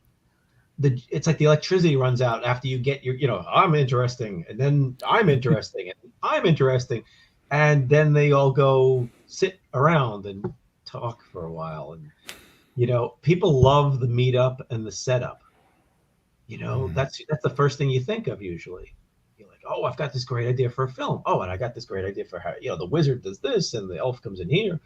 And then there's a meandering second act, and then sometimes the movie goes off the rails because they don't really know what to do with their cool characters and their cool setup. Like any film that's surreal, a surreal horror movie tends to be a real letdown, because I love this setup, or at least it's a fun setup. Like I saw a movie called The Axiom recently, and it's there's a weird. I want to find my sister. She's in this like weird area of the woods where it's like Land of the Lost stuff. There's something wrong in the woods, and I'm a sucker for that kind of thing, where like there's like a dead spot, or a blank area, or a sargasso, or things like that. I love that kind of a haunted area, or a cursed area, or there's a warp, type of thing, and it was lousy, and I was with it for its build up, and then they didn't know where to go. You get your characters where you need them to the blurb that's on the Tubi thing. 5 people do this really cool thing. Yellow Brick Road. Yellow Brick Road. I was just about to say the same thing. Yeah. We all get all stuff. I don't fucking I said to my editor at the time, I said, "Did you see Yellow Brick Road?" And he just went, "Yellow Brick Road is nothing." I was like, exactly. I love the last 2 minutes of Yellow Brick Road. It was, that was interesting, David Lynch crap. Yeah. But I couldn't believe how and again, we're going to the weird area that a few people know about, and there's something strange going on. Let's investigate. That's why I love films that, I do like films that are investigating, like in Call of Cthulhu, putting things together, like the Lovecraft thing. This guy found this. Let's put it together. Holy shit, this building is haunted, or it was built with bones in it. We got to do this. Yellow Brick Road great title. Already sets you up for some weirdness, and then these filmmakers decent are going to go. Premise. Yeah. And I'm a sucker for $1 million premise. filmmakers going somewhere, even though that's done to death. But and then they just don't do anything with it. It meanders for like 90 minutes, and then you get a what the fuck ending. There's nothing. They do nothing in the somewhere. It's so bad. And the funny thing is, it's like Blair Witch has an impact. Yeah. Blair Witch is an interesting film, but I don't think it's a good film. I think it's I hate Blair Witch. Yeah. We went to see it. A bunch of people. Paul was there. Stevie, Sarah, a whole bunch went, and we're like, that was scary. I thought it was scary. And then you walk out and you go, we were like, an hour and a half. We were entertained, and then we walked out. We were mad at it instantly. It was the weirdest thing. By the time we got to the bar, we hated it. I got angry with it while watching it. Well, once they kicked the map, once the character says, "I kicked the map into the river," a lot of people, got stomach aches. My main problem with Blair Witch when I saw it was that I thought it was boring. There was something about the way it was made. It was one of the first found footage films I'd seen, or at least one of the first what's become the formula for modern found footage, and there was something I think quite alienating about the setup of it, and. I mean, one of the things that struck me was it's a really good example of how important incidental music can be in creating a sense of horror, because there isn't any in Blair Witch, and so as a result, you don't necessarily get the emotional cues to build up tension and so on, and so it relies entirely on what you see on the screen, and what you see on the screen quite often is just meandering nonsense. Well, that's the problem with Blair Witch, is that it doesn't look good. It doesn't look good. Campaign. It was a brilliant PR campaign. Right. Yeah. It doesn't have amazing visuals. It doesn't have an amazing story. It has an amazing backstory. It's got two scenes that everybody points out to, and that's not the guy standing against the wall, creepy. And the poster, the woman talking to the camera. I thought that was a terrific scene. Worked out really well, and it was out there. But otherwise, it's just people banging on the tent or. I mean, it's got Carl Edward Wagner's Sticks. Yes. Which is a story I love, and I would wish somebody would take a whack at that. There's a guy no one talks about anymore. I mean, Sticks not only in a big way, but Sticks, not only shaped this, but also season 1 of True Detective owes so much to Sticks as well. I was when I heard that there was like yellow sign stuff. It's like that's the thing. Yellow sign. I love Haster. I love the Pallid Mask. I love all that stuff. Stories aren't that good. But if I'm correct, I've read them like 3 times. I've multi-read. I mean, but the idea sucks you in. I think play. But the thing is, in True Detective, that kind of mythology doesn't really matter that much. It got everybody very excited. It's like, oh shit, I gotta watch this. Where's he going with this? And then it turns out that if I'm remembering correctly, whoever was making it went, well, yeah, we'll use, Carcosa or something. We'll do this, we'll use this. And it wasn't, no one said, wouldn't it be creepy if the undercurrent of this is this very weird, not very known kind of horror. It was fascinating to see people how happy they got. Because where the yellow sign is kind of like the way it is in the book. It's an underground thing. I mean, there's multiple copies of it out there, and it's amazing that it's sold like crazy when that show was on. But it was like when you saw a comic book in a TV show, and you were just amazed that there was, look at that in the background. What? In the background, Superboy's leg. Holy shit! we're validated. But it was really, I thought it was really cool that people were talking about this crazy thing, and it's such a big part of Call of Cthulhu. I mean, it's interesting to see. I remember when like the Ghostbusters show, the real Ghostbusters show, had a Cthulhu episode. I haven't seen it, but I still remember everybody at school or whatever, wherever I was at the time, talking about it, because it was like seeing your, a friend of yours on TV or something. You were amazed that somebody picked up. Oh, there's a D&D mention, and now it's taken over the world. It's everywhere. So Scott, do we have any more questions? Yeah, this is an interesting one. Thoughts on older horror musicals? Well, Phantom of Paradise, I love beyond belief. That's another film I've seen 20 plus times. It's really good. Me too. Really good. I remember first seeing it. And shock treatment, I must have seen at least 10 times. I haven't seen it. I've seen the French shock treatment, which is a horror film. No, I unapologetically love shock treatment. Yeah, that's the sequel to Rocky Horror. Yeah, which is, again, I mean, it's interesting, but it goes into a lot of places. I mean, I love Jessica Harper. Is that? Yes. Yeah. She's great now. She's so good at Phantom of Paradise. Phantom of Paradise is just a good film. It's just crazy. That's why the 70s is so good. Experimental stuff, crazy stuff, drug stuff, adult probably, but there's so much.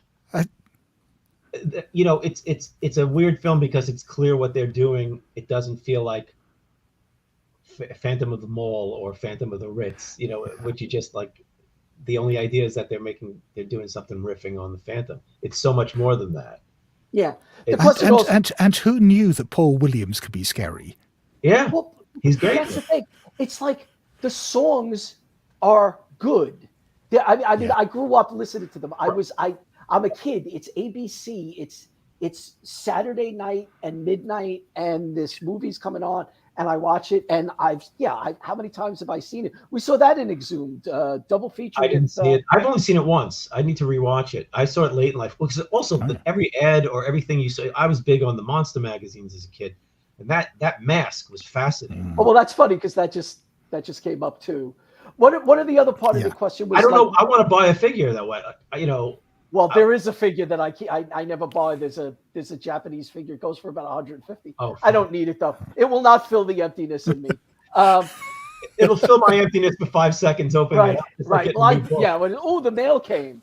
I love that. I got 3 packages yesterday. Oh my god! I got my stupid little, you got your. That's right. You got your cryptids. Yeah. I don't know anything about modern, like the Evil Dead musical and stuff. That's interesting to me, but I don't really do a lot of that stuff. I don't seek. I like musicals on the whole, but I don't like. Yeah. I don't really care for. I don't run to modern musicals. No, I think the only horror musical I've seen in recent years, and it's not an adaptation of a horror film, it's just another horror musical, was The Dead Inside, which I really quite enjoyed. It was made by, I'm trying to remember his name, Travis Betts, who also made Low, which is a really weird low budget film. Yeah. And The Dead Inside, is this really. I mean, it starts out quite playful. It's a horror. It's a musical about a horror writer and her husband, and their sort of fantasy world they create for each other. And then it goes into progressively darker and darker places. And by the end of it, it will destroy you. I need to be more depressed. It's funny because I do. There are films that I have not watched because I think they're going to upset me before bed because I'm usually. One of them is a film that I learned about from you, the Green Room. Oh yeah. Yeah, I just feel like from what the discussion you had on the podcast, I'm like, I'd like to see this. It's going to be a long time. It's going to be just like the Possessed. What's the Sam Neill? Possession. Oh yeah, yes. I've been holding off on that one. I've been holding off on Martyrs for years. Martyrs is a hard one. Martyrs is a very difficult film to watch. It's a great one, but it's a hard watch. It is both amazing how amazing a movie that is. Yeah. For a genre that I usually despise. But I'm scared of it. I- I actually am like I can't deal with that right now, and it's I've put it off so many times. You know? But yeah, I mean, what's amazing about Martyrs is that the third act, until it's got a fantastic ending, but the third act just feels like an endurance test.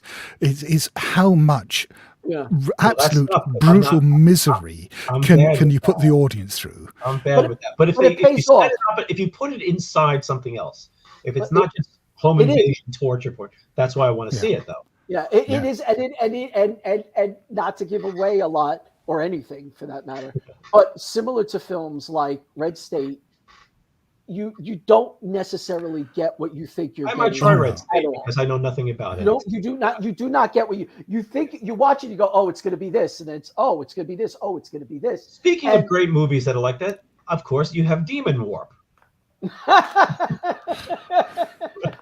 The name rings a bell, but I'm not sure I've seen it. George Kennedy. There's what is the setup? Because it's one of these movies where it's just alien. It's alien Bigfoot. Yeah, Bigfoot. It's a Bigfoot movie. Yeah, it turns into a Bigfoot movie called Demon Warp that's about aliens. Yeah, I'm sold. It's funny as hell. And it's got one of the worst fucking Bigfoots. I would watch that with the uninvited, the one with the cat on the boat. Oh, I saw that a few months ago. The one the cat that has a cat inside of it, so it's like cat alien. Cat inside cat. That movie's great. It's terrible, but I love that like the actors who die early. Actually, Clu Gallagher from Return of the Living Dead, Clu Gallagher, his son made it. And it looks like the actors that you've heard of in that movie are literally going, I gotta die and get the fuck out of this movie.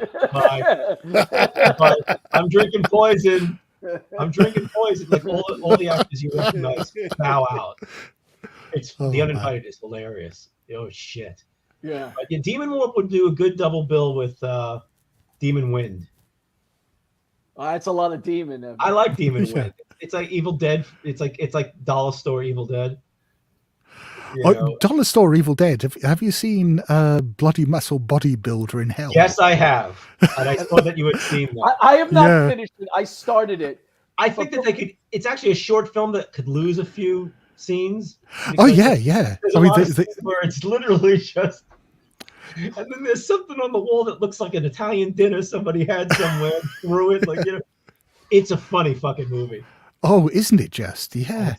What a fucking messed up movie that is. It is one of the weirdest things I've ever seen. It really looks like it's just look. I found this movie in a basement. Well, apparently that's what happened, isn't it? It's been sitting on a shelf for like 25 years, and some distributor came across it and thought, we got to put this out. I didn't know that. That's hilarious. Yeah. It is a weird home movie, Evil Dead. With a Japanese bodybuilder. Yeah. And, who is the writer, director, editor, screenwriter. He plays his own father, and I mean, it's basically a one-man show. I will watch any movie where there's 1 to 3 people in the credits multiple times. And then they thank their families. We think that's the Johnson family. But the Milkman. I will. That's regional filmmaking by nut jobs. I'll watch it. Yeah. I can enjoy it just because I go, wow, that's what Idaho looks like, because they have to make it on in their houses. Here's a rabid grannies going to show houses. This one's going to show Long Island. It's just a quick tape of how beautiful this cover is. Oh man, I've never seen it. That is the most 80s thing I have ever seen. Special effects by the team responsible for Reanimator, From Beyond, and Nightmare on Elm Street 4. That is not. So is that like Screaming Mad George? Wasn't he involved with that? He's on. Yeah. I don't think so. I think he did 3. I don't think he did From Beyond. I'm not sure who did that. I mean, From Beyond, they all have good if fake looking, funny prosthetics and stuff and cheap. I like From Beyond. But Stuart Gordon's hit and miss with me, but but he's hit a lot. He's hit a lot of good ones. Reanimate is great. It's terrific. From Beyond is really good. I like Dolls. It's a Dolls dumb, is funny as dumb hell. film, but it works. And there's some creepy freaking scenes. I think Dave Allen may have worked on that, the animator. There's some really creepy stop motion in that one. Yeah. And I'll watch anything with stop motion also. Did you ever see King of the Ants? No. I mean that's a weird. I mean, it's more of a thriller than a horror film, but I mean it's a really dark one. But yeah, I mean that's Stuart Gordon, but it's based on a novel by Charlie Higson. So I mean, there's this British comedy writer who's done lots of sketch comedy and acting called Charlie Higson, who's had a side career for a while, writing the darkest, most fucked up thrillers around. I mean, not screenwriting. He wrote them as novels, and King of the Ants was one, and it's an amazing book. And getting rid of Mr. Kitchen and Full Whack and so on. If you were into deeply fucked up thrillers, then yeah, I didn't know he's that, worth checking out. Stuart Gordon seems to have made like 8 films that you never heard of. They just, you know what I mean? They just sneak out. Here comes Castle Freak. Please, I don't want Castle Freak. It's terrible. No. But these weird, like I actually saw him do a talk at a film festival when he premiered, and it was a shame because the film he premiered was terrible. It was the Ice Cream Man thing. Ice Cream, yeah, the Ray Bradbury story. Which don't film Ray Bradbury stuff. You know what I mean? Yeah, it's like, right. Have you went back and rewatched Ray Bradbury Theater at all recently? No. And it really is. I love Ray Bradbury, but it's fascinating. Doesn't transfer. It doesn't. It's weird because I want to get on a tangent for these. Wes Anderson did these adaptations for Roald Dahl stuff, and the way he did it, I thought were absolutely fascinating because it's another thing. In a short story, you lose that language. Yeah, that's the thing. Yeah. But that's it's like when sorry, I'm having problems with my hair because I just let it hair dry. It's driving me crazy. It's like when comic book adaptations lose the art style. And they lose the driving factor. You lose Alan Moore's prose generally, or sometimes you use it and it doesn't work. Bradbury's dialogue doesn't work. People don't talk like that. And not just his dialogue, just his prose in general. I mean, the man wrote poetry. I mean, as prose, it is some of the most beautiful, sometimes too florid prose you'll read, but it is absolutely beautiful. Yeah. Yeah, I mean, Death is a Lonely Business is one of my favorite books of all time. I like that book. Not talked about a lot because it's a weird kind of book, but that's the first one, right? Yeah, it's Death is a Lonely Business, and then there's the Ray Harryhausen one, Graveyard for Lunatics. Right, and then there's one more, The White Whale or something. I don't think I read the third one. I did not either. But Bradbury's a tough. I've heard some decent radio adaptations because there you can get there's a falseness to radio dialogue, especially in the old days. You can fall into the poetic patterns. You could have a narrator which isn't the greatest, but it's Bradbury. But I mean, I don't think there's a Bradbury film that works for me. I haven't seen Fahrenheit 451, the original. Was it Truffaut who made it? Yeah, I mean, it's got some good scenes. And some I remember seeing it as a kid, but I don't remember much about it. Yeah, Bradbury, you need, there's certain things you need there. It's like making a recipe, and you're leaving out the sauce or something, and it just, you just can't do it.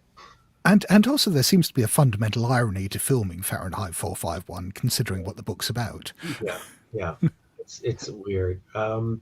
So what else do we have any? We have another question. What he's seen so far this month, but let's finish up. Yeah, this is. We have a lot of questions tonight. This is great. Yeah. Oh, yes. God. Yeah, Evan and I really should just do a podcast on Wake and Fright because Oh God. It's a brilliant film.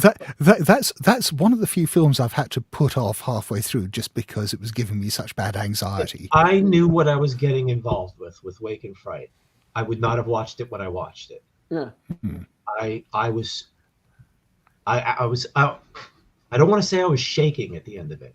Yeah. But I think in the middle of it I was. There are scenes in there where I'm literally going, what the fuck is going on here? I think it's a terrific film. Yeah.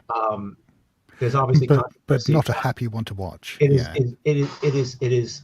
I mean, this is not spoiler for this film, but it's like it's one of the earliest male toxic behavior films I've ever seen. It is a devastating look at a certain aspect of Australian culture, which is easy to transport to other. It was. I'll be right back. By the way, gentlemen. Yeah, I found it. First of all, Donald Pleasance is amazing in it. Yeah. It's one of his most amazing performances. I had never heard of it. I want to read the book. I'm curious about the book it's based on. Oh, I didn't even know it was based on a book. Yeah, but I have liked a lot of the Australian films that I have seen. I mean, I mean there was so much good stuff that came out, particularly in the 70s. One of my favorite films from that period. Good, they're at least fun. Yeah. Yeah, but a really good one from that period, which no one but me seems to remember, is The Last Wave. I haven't. Peter Weir, right? Yeah. I haven't seen it. Peter Weir's a God. blind spot for me. There's a lot of films I haven't seen. What's the film? I had Picnic at Hanging Rock, The Cars That Ate Paris. Or... Somebody bought them for me, and I always wanted to see them.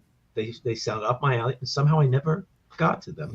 But you should absolutely watch The Last Wave. Yeah, there's nothing else like it. That's a film that hooked into my consciousness through the television ads and the write-ups I read about it, because I used to just go to in school. I would just read the New York Times movie section and just clip out the horror and science fiction articles and posters and bring them home because I was a loser. And so like I did a lot of movies that I didn't see that I know about, from back then, that I'm kind of still hunting down. Like I just saw 976 Evil. That was terrible. But yes, I had to get it under my belt. You know what I mean? The only film directed by Freddy Krueger, and it's got the guy from Fright Night, and I'm curious about it. And it was not good. Oh, it stinks. But back to Australian stuff. Oh, sorry. Did you ever see Thirst?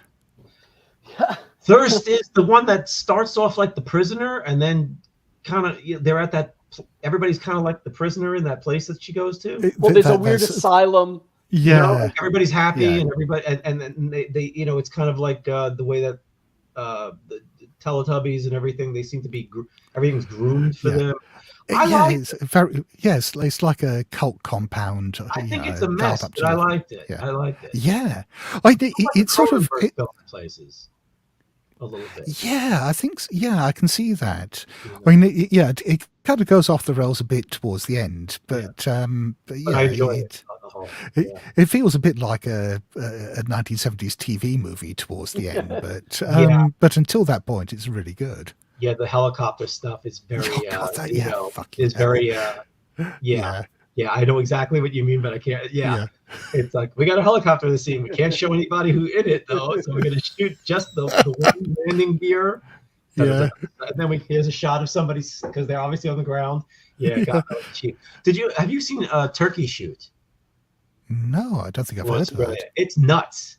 Yeah. It's Steve Railsback, I guess, made a couple of it. I haven't seen Razorback. I really want to see Razorback. Oh, that's I remember loving that at the time, but I saw it when it first came out. I don't know how well it's aged. I've never been able to get through it. I don't know what it is. Like I'll tell you, it's dark. It's a very dark movie. Yeah. I liked I rewatched Body Melt, which is a nut. Oh God, yeah. It's not that good, but it turns out it's three. I always thought that it was disjointed. It's 3 films shoved together. It's the idea for 3 films. So that's why it becomes a comedy for a while, then it's horror, then it's comedy again. That's why you spend a lot of time with characters that don't seem very important to the film for a half hour, the Ozarky mutant people. But it is a strange film and very Australian. And there's some crazy effects and things that they pull off for very little money. I mean, it's kind of it's a spectacle more than a good film, because there's a lot of bodies melting and shit like that. But it's not quite it's compared a lot to Peter Dead Alive. I can't remember his name. Bad Taste or Oh no, Peter Jackson. Peter Jackson. Yeah. But it's kind of like influenced by Peter Jackson in that it just goes all out. Yeah. A little bit of street trash in it as far as color goes. They may have some color coming out of people. But yeah, what was the other movie? I haven't seen Razorback. Lake Mungo, we did an episode of the podcast about. I love. That's a great film. I'm so amazed that that's a film that I can watch over and over again, and it's such a static film in some ways because it's a documentary. But I love it. And I really want to thank you to Gabe for introducing me to Butterfly Kisses because fucking hell was that a great film. I love it. Yeah. Such a sad film. It's funny. I just watched another movie. We'll get back to Australia in a second. I was going to ask you, have either of you seen Demon, the Polish film? No, I have it in my check, but I did not watch it yet. I enjoyed that.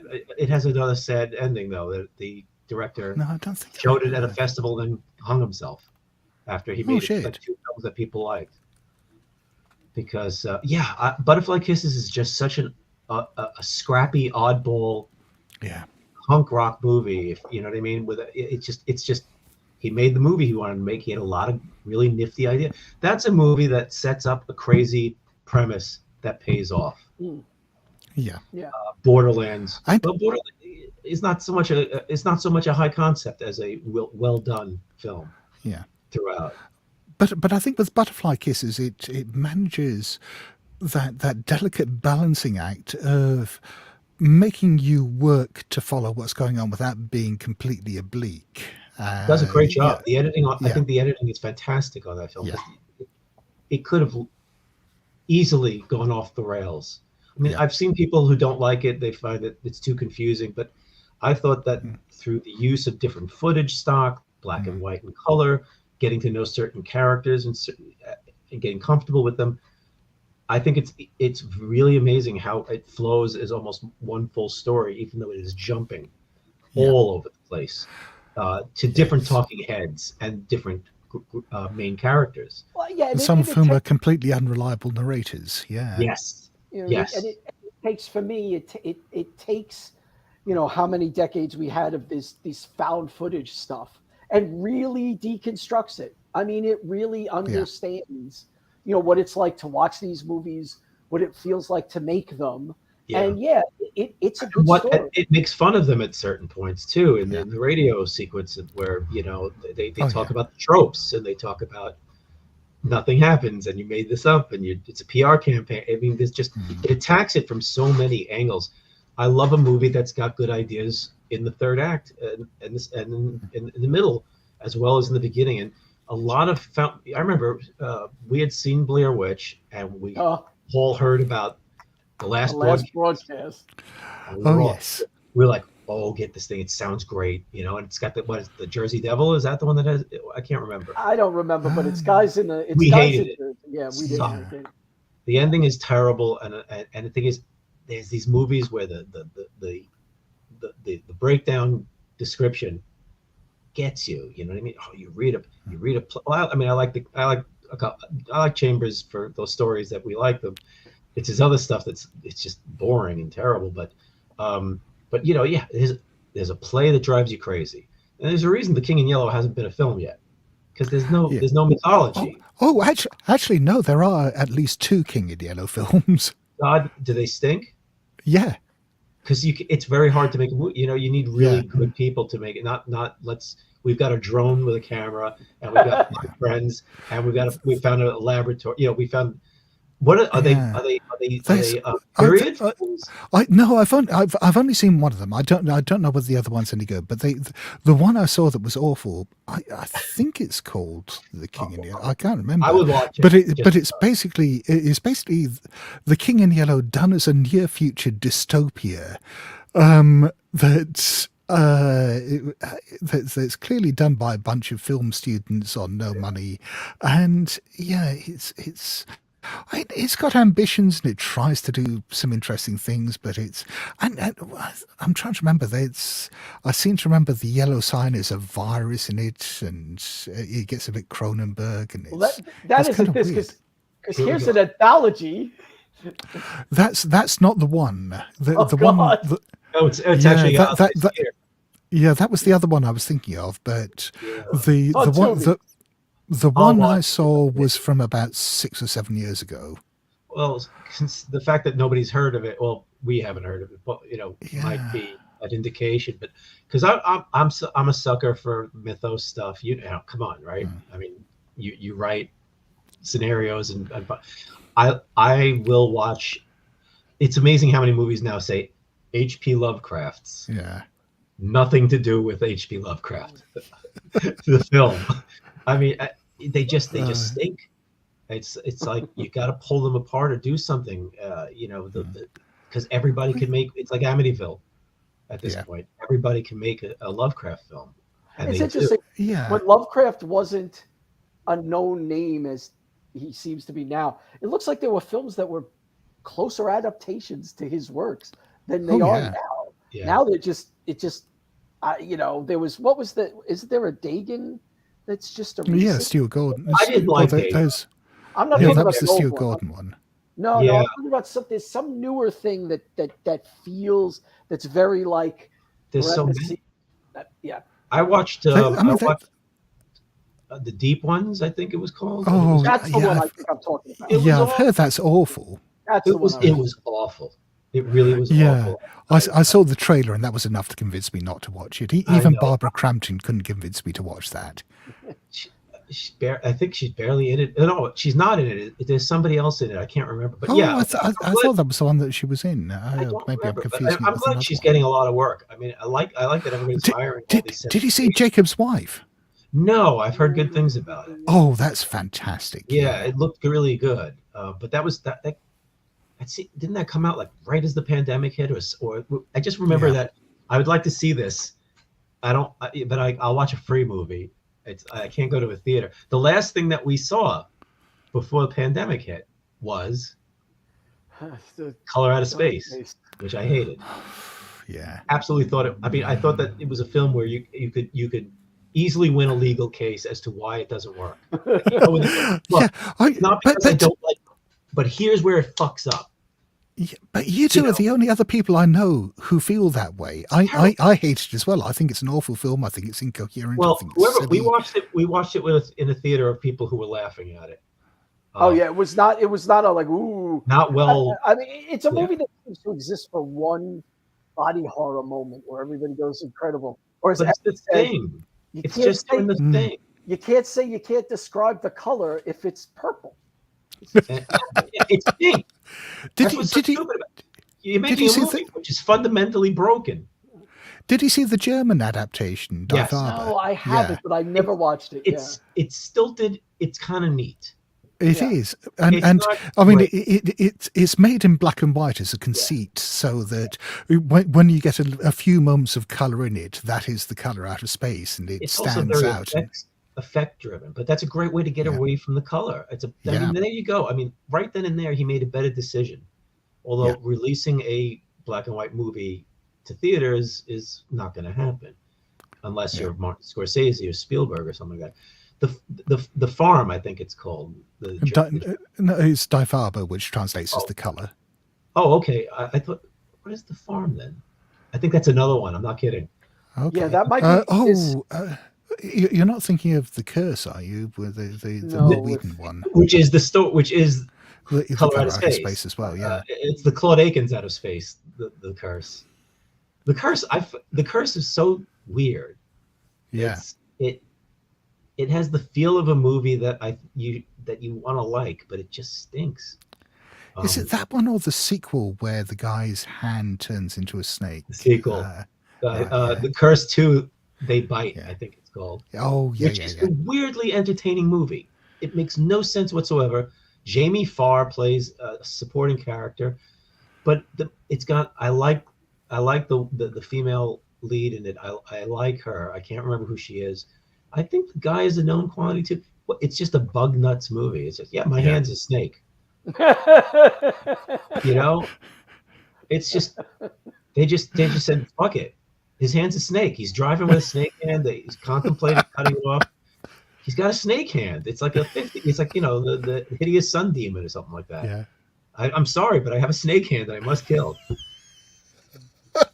they buy. It's like The Curse 2 has nothing to do with The Curse 1. Yeah. Fucking A. Well, I mean, I guess it's one of these films that started out life as a completely different one, and they thought, "Oh, hang on, let's branding." Maybe it was a script somebody had hanging around, you know, and they were going to do. We're going to do the Halloween 3 thing. We're going to have a Curse movie every year. Curse 3, Robot War. You know, it's also something like, who the fuck was clamoring for The Curse 2? Who said, "Oh man, I didn't get the enough"? Curse one. I think that's one of those films that blew up on home video and rental and cable, like Beastmaster or something like that. There's certain films that just became. Where did this come from? And Beastmaster got a sequel. Beastmaster has and a TV show, a couple of sequels and a TV show. I did not know that.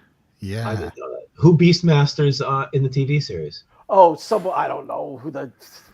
I love when the TV series comes out and you get the dollar store version of the $2 store version. Yeah.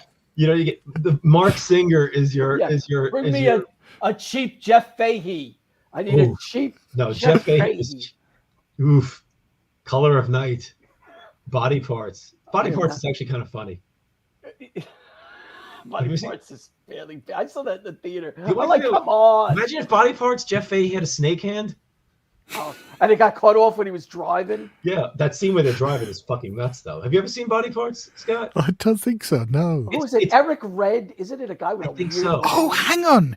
Yes, I have. I remember seeing it on home video back in the 1990s or so. It feels kind of yes. It has it's kind of like an LA. Why can't I remember the filmmaker? Larry Cohen feel. Yeah. I've got this. Look, Larry Cohen would go with a snake hand, I'm sure. You know, Michael Moriarty has a snake hand. Okay, we're doing this. Jeff Fahey's sketch artist. Ooh, sketch artist. I haven't seen that because there's no snake hand. But I like Color of Night because I think Jeff Fahey dies pretty early. Scott, here's the thing. Blair Witch.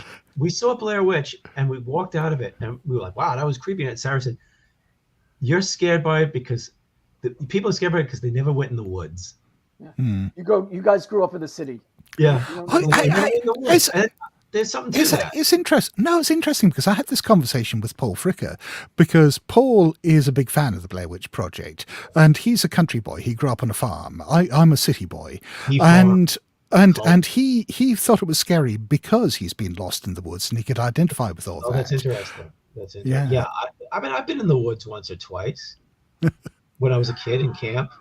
But it was very funny that because she's from Florida and, you know, I don't know, swamp sister. What was the other thing? Do we have any? Should talk to Scott about some of the films he's seen? We talked about two of them, kind of. Is there any other films you're particularly interested in talking about? What have you? Because you seem to like what you've seen so far. I've liked most of it. Yeah. I think the first film I watched was Dark August, which we talked about. Yeah, it is. The thing I appreciated about Dark August, which 90% or 99% of the people watching it won't care about, is that it's the only horror film I've seen.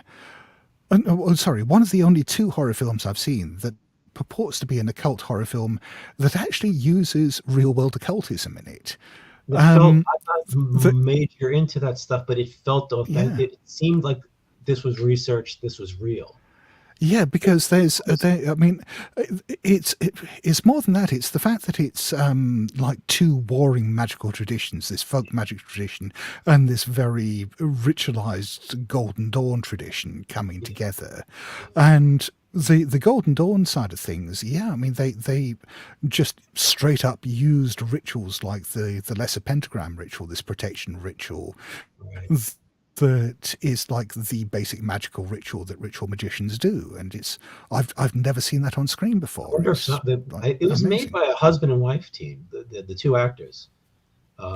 Yes. And you got to wonder, was this, it's the 70s. People were getting into looking for things. It was, and there was a lot to get into.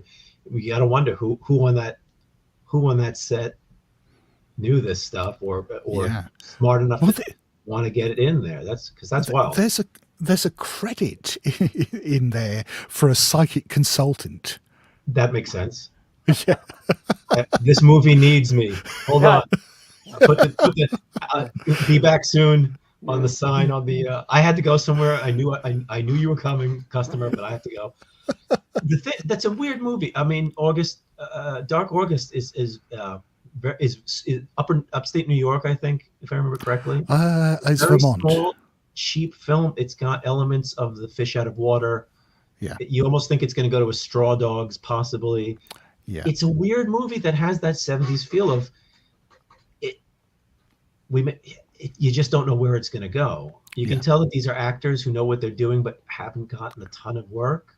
Yeah. If you know what I mean, it's got that weird like actor workshop. It has that great. Yeah.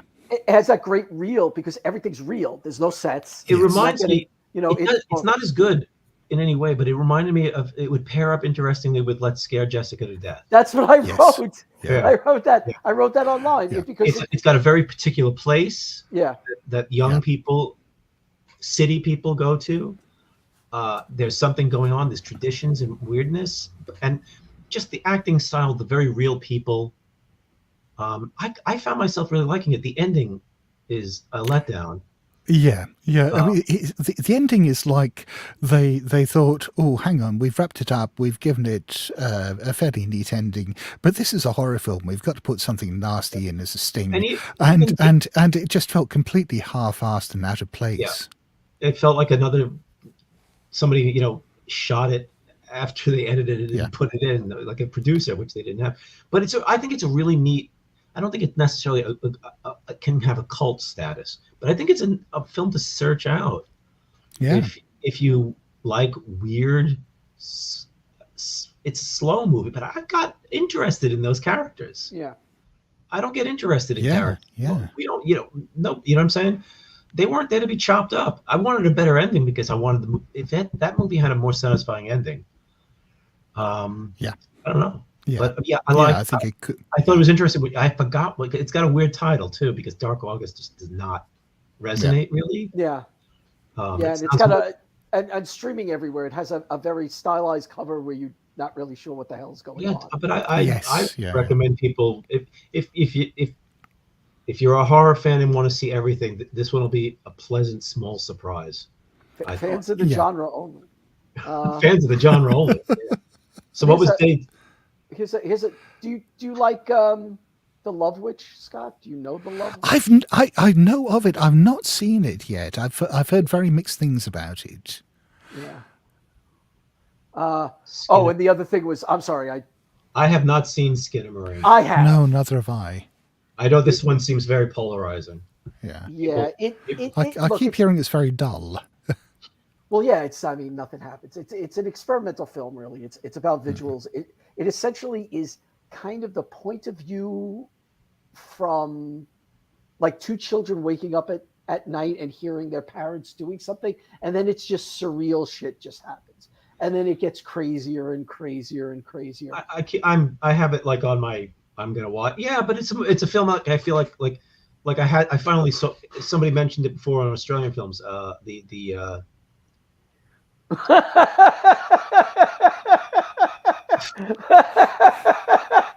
That's a great review. They should put that on the poster. Put it on a poster. The thing about Skinamarink is I've seen a lot of people basically just go, "What the fuck are people talking about? I hate it. This thing is ridiculous. This is elevated horror. Fuck elevated horror." Because, you know what I mean? People who are getting sick of that appellate. What was the oh my god, the movie about the kid's book and the monster is the Babadook. The Babadook was mentioned earlier. I've never seen that. I really like the Babadook. I liked, you know what? I did not like. This was funny. I did not like the horror elements of the Babadook. Really? The last like 20 minutes, half hour, where they had to have. Oh wow! Felt like Exorcist 3, the bad ending. It just felt like, oh, we have to do the horror stuff, and it's just stuff you've seen forever. Somebody gets pulled, slides across the floor. I liked the ending. I thought that it was a great I thought they did a great job of representing a person's breakdown and grief. I thought the first half of the movie was great, and there wasn't much horror in it. And then I thought the end, the Babadook also was, I love that I've got a monster and he's writing the book and it comes out. I love urban legend or folklore sounding, intriguing high concept other than just, monster appears. I like that too, though.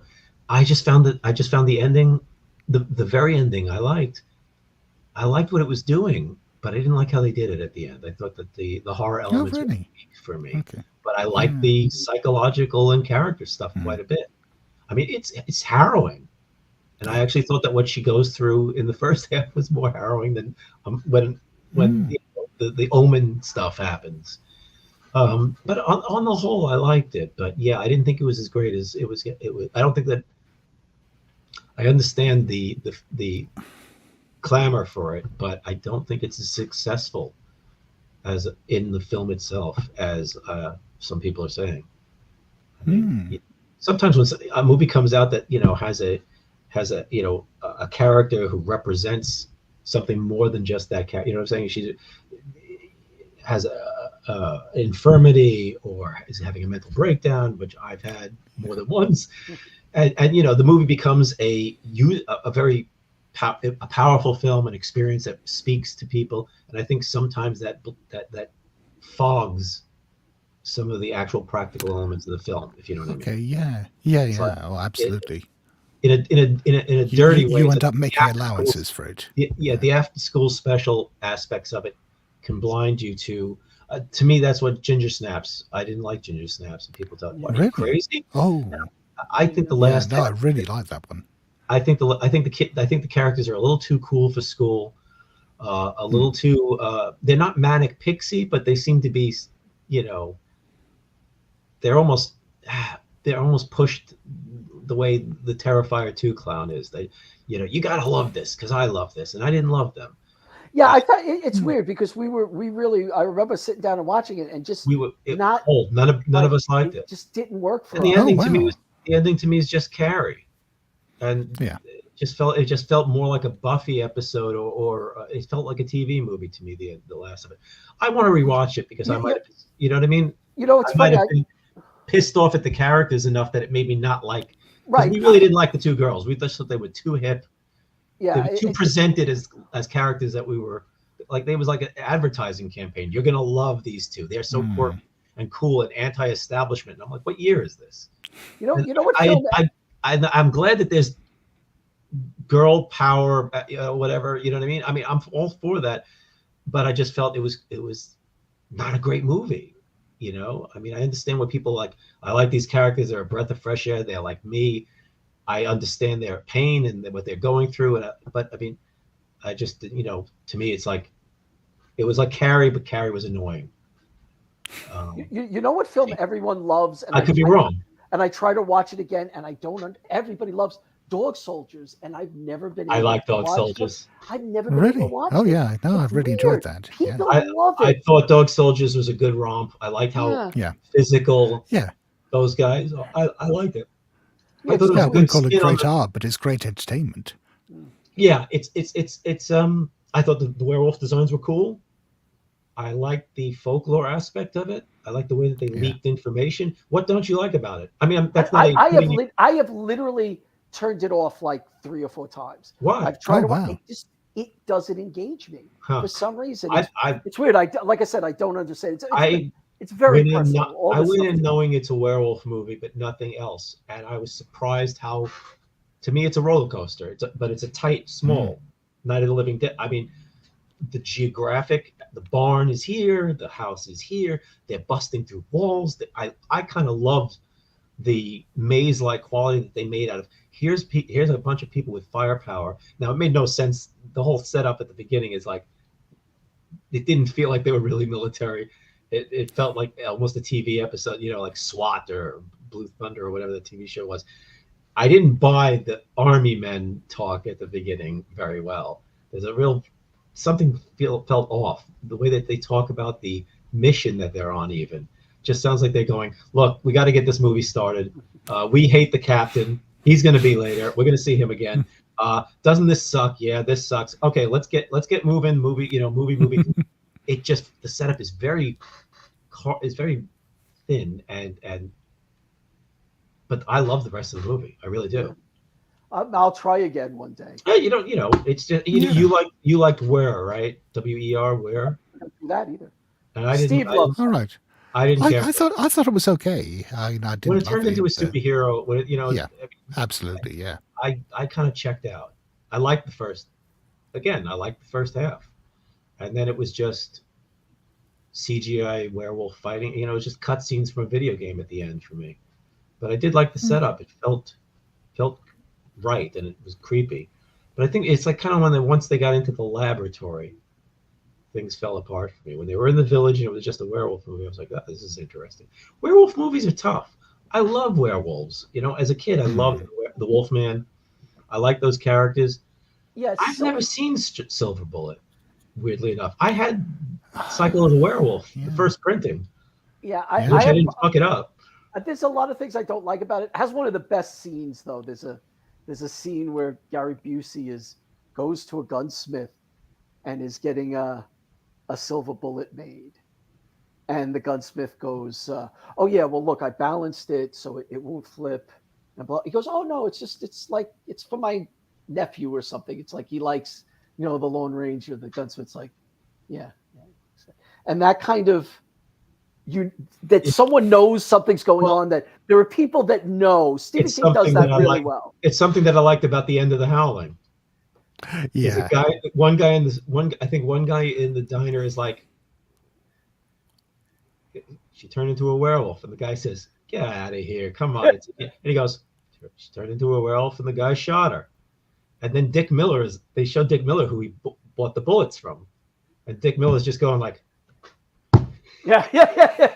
Which was that's one of my favorite scenes. Dick Miller's just like, oh schmuck, holy shit, that again. I really like that. I love werewolf movies because I like that it's a monster. Vampires kind of bore me. I like when they started making them uglier and crazier and stuff. But vampires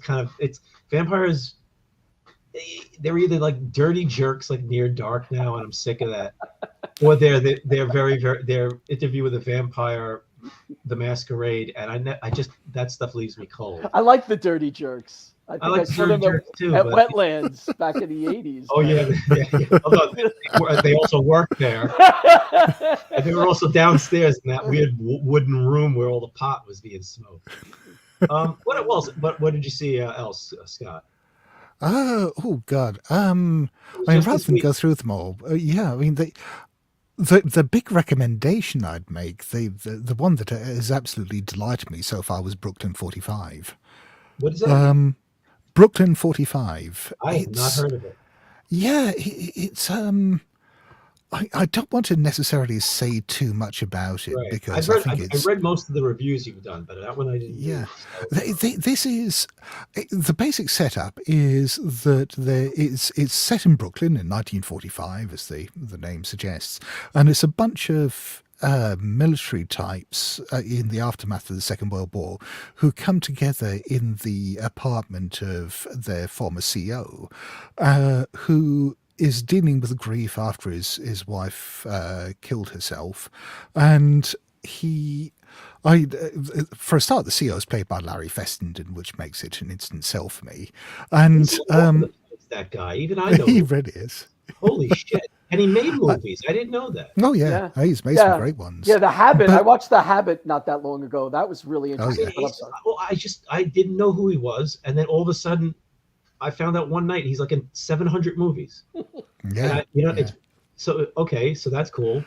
And yeah, so basically he's gathered these friends because he wants to perform a seance and try to contact his dead wife. None of them believe any of this, and I mean, of course, the seance works, but that's not what the film's about. I mean, all of this is like in the first 10 minutes, and then it turns into something completely different. It's one of these films that is an absolute pressure cooker. It all pretty much all takes place in one room in this brownstone in Brooklyn. And it's this group of characters who are together in a bad situation, things escalating, everyone with their own different views and different agendas, and it's just that kind of film, but done well with the horror elements. But it's primarily, I'd say, a thriller with some supernatural stuff woven through it. It sounds like sounds good. Yeah. Sounds like a scenario. Yeah. It feels like one. Yeah. It's really funny though how like when you go, I'm going to watch a horror movie. Let's see, what's this one about? After losing their fiance, after losing their child, after losing their mother, after losing themselves. Cabin in the woods. Yes. Cabin in the woods. They go to a retreat, and then they go, oh, it's fucking Christ though. I mean, it works, but sometimes you just want to see a bunch of people who don't have therapists. You know what I mean? Or haven't been in straitjackets, and they deal with something. It's such an easy way to set up a movie and a character, but it's a joke now. All these writers and artists and architects who lose somebody, and then they go back to their home, or they go to a fishing village, or they go to this thing. Right. And there's something in the lake, or there's something in the walls. I have to deal with that thing, and then there's the Stephen King subplot kicks in because everybody's got problems in that town. I mean, it's like, Jesus fucking Christ. Yeah. So what else? What else did you see? If you want something kind of light and silly and fun, have you seen You Might Be the Killer? No, I have heard of it though. Because that's a great title. It sounds like an Italian giallo almost. But it's based on a series of tweets that was a tweet thread that went on between Chuck Wendig and Sam. Okay. What's his name? I can't remember his last name, Shive or something like that. But these two writers who basically started doing this role playing thing on Twitter between them, where one of them was pretending to be a camp counselor who was caught in the middle of a slasher film, and the other one was sort of offering him advice, and this realization comes up fairly early on. Hang on, are you sure you're not the killer? and that, so basically they took that premise and turned it into a slasher film. That sounds it also sounds like it could be a story-based RPG. Yeah. And it sort of plays out by one because you've got this guy who's in the middle of this slasher film and trying to work out what's happened, and he phones up his friend who works in a comic shop just for advice, and she's acting as sort of existential tech support, walking him through all this, telling him about the tropes of slasher films and what he has to do, but also kind of walking him through, well hang on, what do you actually remember, and realizing that he's an unreliable narrator and piecing together what really happened. And it's a surprisingly clever film. Narrators. I'm surprised there hasn't been a film just called Unreliable Narrator or Characters. Yeah, but I love that. Yeah, that sounds cool. Definitely. It really is. You seem to be like seeing some interesting stuff this year. Yeah, because I know last year, times past, there was a lot of, I don't know why I do this. This isn't working. Well, see, I couldn't do that. I can't watch a movie unless I'm in the mood for it. So I can't be like, well, today I have to watch this, for any reason. Strange, right? When you feel like you have to watch some films. Like since we did the podcast, even though we haven't done an episode in ages, I sometimes feel like, well, I got to get this one under my belt. We might talk about it. Right. Yeah, I mean that's what I've done differently this year, which is I haven't planned in advance very much, and it's in previous years I've just sort of come up with 31 films I want to see in advance, right? And then we'll get around to one day, and it's sort of, I don't want to watch this fucking film. What am I doing? Why am I doing? No. So this year is just every day is, do I feel like watching this film? Yeah, okay, let's review that one. Is there a film called like The Walk? Yeah, last year the Long Morgue, was it? Or the one from Laos. That's the one that you talked about that I wanted to check out. Yeah, sort of a weird sort of ghost story time travel thing. Yeah, it's just amazing. Something I wanted to ask you about, because when you mentioned in Dark August that the ritual and the occult stuff is authentic. It can't be authentic because they shouldn't have been Japanese. But a movie that I thought of you after I saw it, A Dark Song. Yeah, well, we did an episode of The Good Friends about that a while back. Well, I didn't watch it because I hadn't seen I don't, you Yeah. don't Yeah, see. That's yeah. the thing I hate about episodes that are about a specific movie, because Yeah. usually I haven't seen it, and I'm like, oh shit, now I gotta. Yeah. Well, I haven't watched movies to listen to the episode. Well, when I was saying with Dark August that there were 2 films that I'd seen that actually used occultism that was based on ritual magic. A Dark Song was the other one. A Dark Song looked like it had a lot that made that. I was like, I've seen these in books and this, but then I didn't. I was like, I don't know Japanese writing. Oh well, it's not. I mean, it's not Japanese. It's It was.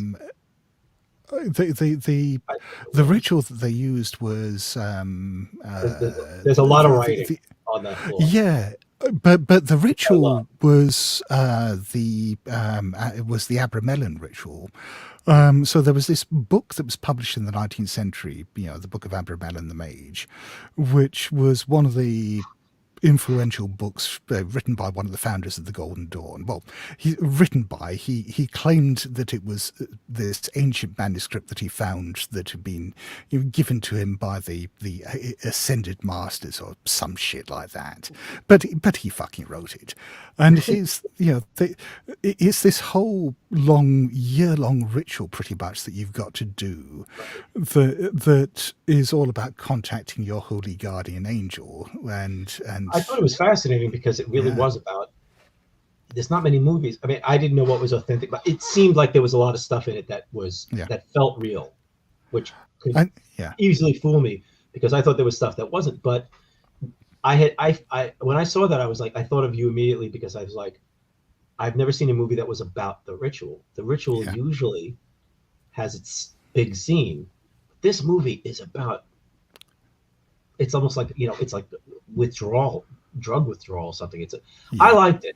I had some problems with it here and there, because man, that the occultist is a tough character to get to deal with.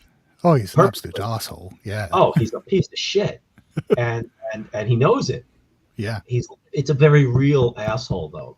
He's obviously in pain himself. It's fucked up. He knows it, but he just pushes on people and fucks with them because he knows he can. I like. Have you seen it, Paul? No, I have not. I'm actually just making a bunch of stuff on my. I'm making a list too. The thing is, is weird. I think I tend to stay away from modern occulty movies. It's a two-hander too, as they say. You know what I mean? Yeah. So. Now you see. Yeah. I mean, the occult microphone. They do a podcast with that sounds good and all, and they know how to talk and everything.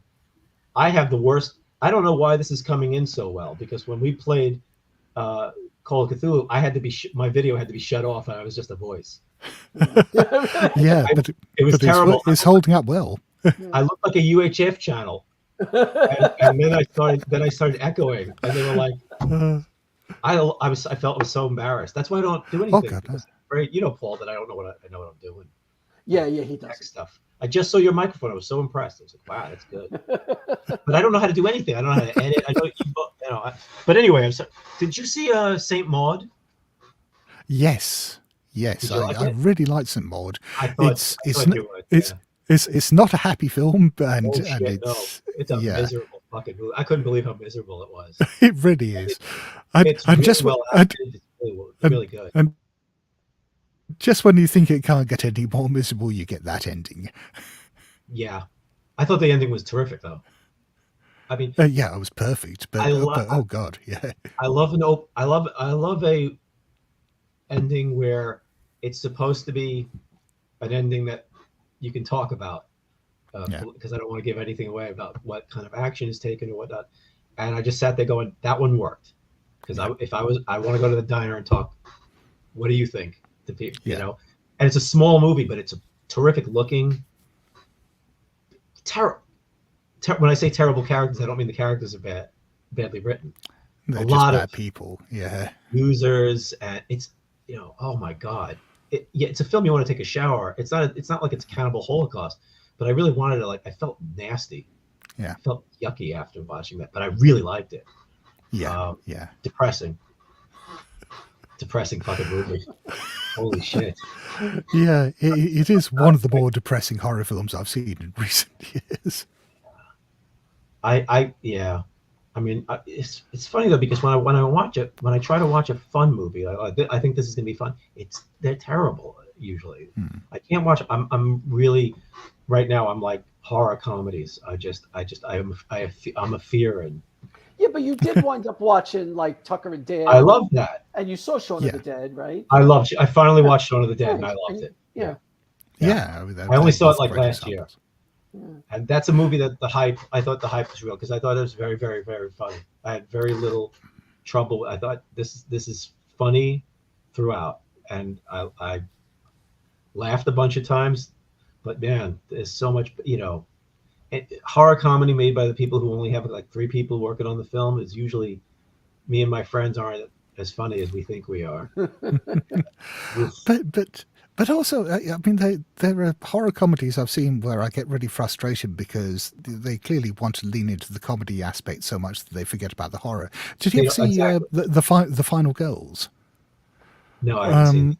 I mean, it's another sort of slasher comedy that, I mean, it's got a reasonably fun premise to it, but it's sort of a Friday the 13th parody where I guess they were going for a PG-13 rating or something, but there's just no blood in it. There's just, it's like a Friday the 13th film where they've cut out all the kills, and it just feels weird. Well, how do you not parody that huge aspect of those films? Yeah. It's like, I mean, the problem with slasher comedies is that slasher films are kind of funny on their own. Yeah. The Burning is one of the funniest comedies. When we saw The Burning at Exhumed, you'd think they were showing, Scary Movie 4, and people. I mean, it was funny as shit. They were ridiculous, most of them. Yeah, I think that the problem with horror comedies is most horror comedies are parodies, right? Yeah, they're parody. They parody some kind of horror thing, or they just have a bunch of funny characters, right? The pot-smoking burnout, right? The guy who knows all the tropes. You go back to those horrible, Dead Bodies and Wacko and the old Scary Movie movies. Did you ever see Wacko, Evan? No, it's got the Dead Bodies. No. These really weird 80s and spoofs, kind of like Airplane type spoofs of horror films, and they're just awful. They're just awful stuff. And comedy is harder than horror, and horror is hard. But something like Shaun of the Dead really works because Shaun of the Dead, it understands what it's about. It understands the zombie movie. Yeah. Right. And it just creates, and they're funny. It's a funny thing. Yeah. I love the show Spaced, which they've done before. It's one of my favorite TV shows of all time. It's a terrific show about friendship and stuff. And I just think they're funny. And that's one of the things too. If you're gonna like a horror comedy, you got to find those people funny. But I do like a movie that gives you like Reanimator is a funny movie throughout, and Return of the Living Dead is a funny movie throughout. But the horror aspects are not left behind. It's funny. Exactly. Involving the horror instead of just what feels like with a lot of these, it's a funny zombie movie or funny. It feels like these 20-year-olds who don't know whether they want to make horror movies or be stand-up comedians, and they're doing routines in the clearing of the forest in between the kills. Sometimes it just feels like, they're just writing jokes and shit that don't, I remember watching one thing and it was all pot jokes, but it wasn't a pot zombie movie or anything. It's like, it was just like these guys. Is it Redneck Zombies? Is it that the pot zombie movie? Redneck Zombies? I think I have seen that, but it wasn't that. No. It's like why I don't enjoy trauma films, because I just never find them funny. Yeah. Same. They're short on the funny and short on the horror. Well, but it's also, I mean, this is something I was thinking about when I was reviewing Bloody Muscle Bodybuilder and Hell, which is that which is you can't force a cult movie. You can't say, I'm going to make a cult movie. And I think that's what Trauma does. That's what the Asylum tries to do. God help us, or the Mega Shark versus Giant Dildo or whatever. And the title is the only funny bit. Yeah, the title is the main. The poster is everybody gets excited, but I don't know anybody who likes those movies. I mean, I'll watch that. I'll watch ghost shark, sure, but I can't. I haven't watched the movie yet. No, but I mean, I've had friends who will, watch them religiously and, sit down and have watch parties and laugh about how bad they are. But, these are films that people have set out to make bad. And I don't know. It just, for me, it just feels like being punched in the face for an hour and a half. Well, so to me, it's not about being bad. It's about you've made a movie that is so illogical that when you're, that's what these bad movies are. Why did they think this makes sense?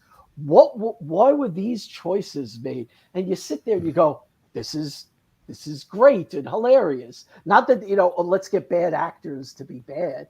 No one goes and tries to make a bad movie. I think that they make sloppy films, the Asylum people. I think that they don't really I don't think they think the films through that much because they're not, it's almost as if, really, it's like the old AIP, I think it was, American International Pictures. And they, give me a painting of a one-eyed giant with a bus, or the guy comes in with it, or they have a title. But they actually, I think they thought about the movie. They didn't have the money. They made a crappy movie, but somebody wrote the movie. They produced it. The actors they got were real actors. A lot of these Asylum things, it's kind of like you feel like we bring you a really great appetizer, and then you get a shit dinner and a crappy dessert. There's no. I think you get a good menu and a shit meal to go with it. Yes. You get a good commercial and a good menu, and then you go in there and you go, this is it's kind of like the movie equivalent of a Kickstarter, because 90% of Kickstarters are exciting to be part of the Kickstarter and laugh about this great product and get into it, and then you get the book and you put it, you never read it, because the exciting part was being part of the. It was the idea, the joke, the high concept and everything. This sounds great, and then you never hear people reviewing the products, the books, the comics that come out generally. I mean, but I think with AIP, I mean, one big difference between what they were doing and what the Asylum is doing is that they had really good screenwriters working for them. They had people like Robert Bloch and Richard Matheson writing these films. So it didn't matter that they didn't have any money and they were stupid ideas or whatever. Kind of like when you get John Sayles doing horror. Exactly. Because he wants to make his own movies and stuff, and you get literate people making goofy. Well, you hear about these people. You went, this is like, I just watched this terrible movie called Fly Me, which was a stewardess movie. So in the Philippines, right? But I watched it because it said they fight kung fu, and what it means when they fight kung fu is there's one scene that looks like it was made in Los Angeles, and the Wikipedia says Joe Dante and Jonathan Demme just made it. So whoever was making it said, "There's no kung fu in this. Make this," and they just did this horrible scene and put it in the middle of it. I mean, there is some fighting throughout the other parts of it, but the real kung fu aspect is really in this one thing. But it counts, right? It counts. My point being is Corman had all these. You hear about their names. Unfortunately, we're not. Well, I think AIP. I was thinking of Samuel Arkoff, so I don't. I probably have the wrong. Yeah, no, AIP was Burt Gordon and all those, but I mean, you felt like you got a movie that was earnest. Yeah. I think that I talk too much. Yeah. I think the earnestness of, look, we got to make a decent film. Or maybe they knew movies and loved movies and they wanted to make movies. It was almost like rote. I mean, this is how you churn out these movies, and a lot of the movies we're getting right now are from people who don't have a background in making a ton of movies. They just make a ton of movies, because they want to make a ton of movies. And there's something great about that, and there's something horrible about that. The best thing about everything is, it's like I used to say about comics. The great thing about comics is anyone can make a comic. The bad thing about comics is they do. Yeah. And now we can do a movie. Yeah, I think media in general has just become like that. I mean, technology has become a great leveler with print on demand and being able to record podcasts. Anyone can do that now. And, everybody's a critic. And everyone's every a asshole has a podcast. Right. Middle-aged white guys with a podcast. At least it's not about car parts. Womp womp. Jeez. What's it? No, if we have no questions or if anybody, We don't have any questions at the moment. So here's something that I wanted to ask if anybody saw. Has anybody seen Tumbad? Yes, I have. What did I you have think not. of it? I was lukewarm on it. Really? I like the look and feel of it. I like the premise Beautiful. of it. The execution. I mean, the actual story and the resolution. It's not that I disliked it. It just it didn't inspire me. Yeah. I liked it a lot because I think that I got really early on. I'm sorry, Evan. What's the name again? Tumbad, Tumbad. Okay. Yes. I an got Indian into film. this. In my head, it was like I wasn't watching it as a horror film. I was watching it as a fable. So I think that I was in a good frame of mind that would just the first 20 minutes really worked for me, and I really got into it. And I just found that I like the mood and the atmosphere. I thought the filmmaking was good, and I thought that the imagery was terrific. Oh yeah. I liked it. Yeah, I was happy I saw it, which is not something usually that I get. So Yeah, I thought it was terrific. I mean, it's certainly a beautiful film. Yeah, I mean, it's worth watching just for the spectacle of it. It's lovely, and it's funny is that you think about it. It's actually a small movie, but it feels big. Yeah, it doesn't have that many locations. It doesn't have that many characters, but it could probably be a little shorter because fables generally go in and go out. But I really enjoyed it. In some ways, I almost wish they didn't show some of the things that they showed at the end. I didn't necessarily need the D&D aspect of it, to be honest. Yeah, it was the big, the set. Here's a spectacle that ups it. But as a dark fable, I really enjoyed it, and also I just enjoyed the look of it. It's an Indian film. It's and it's not a happy film. No. Yeah, it's a dark film with some really strange, almost Terry Gilliam like bits in the beginning. Really weird. Just like what the hell is this? Okay, wait. The folklore is somewhat possibly mixed in there because there's some very specific things. I know that the Haster that's in their film is not the Haster we think of. Yes. But it's really. I thought it was really good. I really liked it, but I can see people not rolling with it. Speaking of dark fairy tales and fables, film I watched the other day, which I need to write a review of. I'm going to completely botch the pronunciation of it, but Elementary, the Basque film, subtitled "The Blacksmith and the Devil." Oh, that thing's great. Yeah. Did you like that? Yeah, I loved it. I think, in fact, that would make a good double bill with. Yeah, Tumbad. That's what made me think of it. The color scheme. Oh, I stumbled on that like 2 years ago, and I was like, this felt a little bit like the guys, the director who made the Delicatessen. Oh yeah. Right, Caro. Yeah. The City of Lost Children. It doesn't quite have that arch quality, but I just thought the way that they had. Look, accept all this. This is a crazy movie. It's not exactly what you think it is. It's a big fable. You're going to see crazy shit. And the ending was just absolutely so perfect. Fucking great. Yeah. And the thing is, it was it's funny. It's the kind of ending like the ending of A Dark Song. My brain is going, do I like this? I don't know. I think I like this. I don't know. But that ending was like, oh shit, they're going for this. It's gonna stink. Yeah. Whoa, it doesn't stink, and it keeps going. It's not even a short bit. It's like you're gonna fumble this. They're gonna fumble this. I wish they.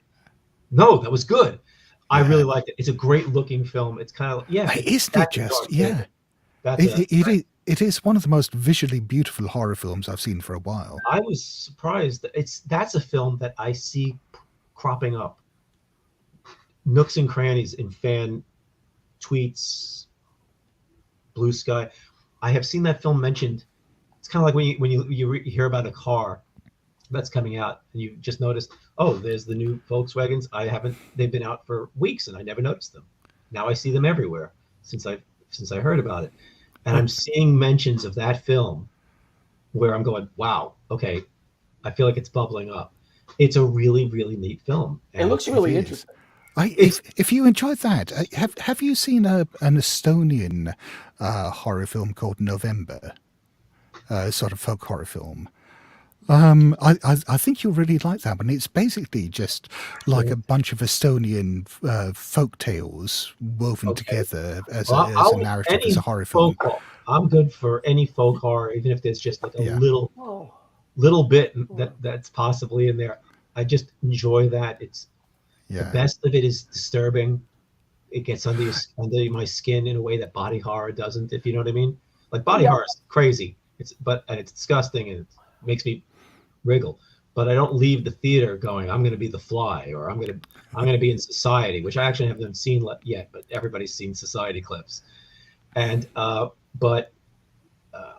you know, the creepy people up in the up in that mountain who do this once a year and there. Well, I love that stuff. Or just November isn't quite that film. It's weird. It's weird more than creepy. It takes all these odd little bits of folklore and turns it into an absolute batshit series of vignettes that all ties together. And it's glorious. Now, Evan, you weren't that big on Field in England, were you? Field in England? I liked it.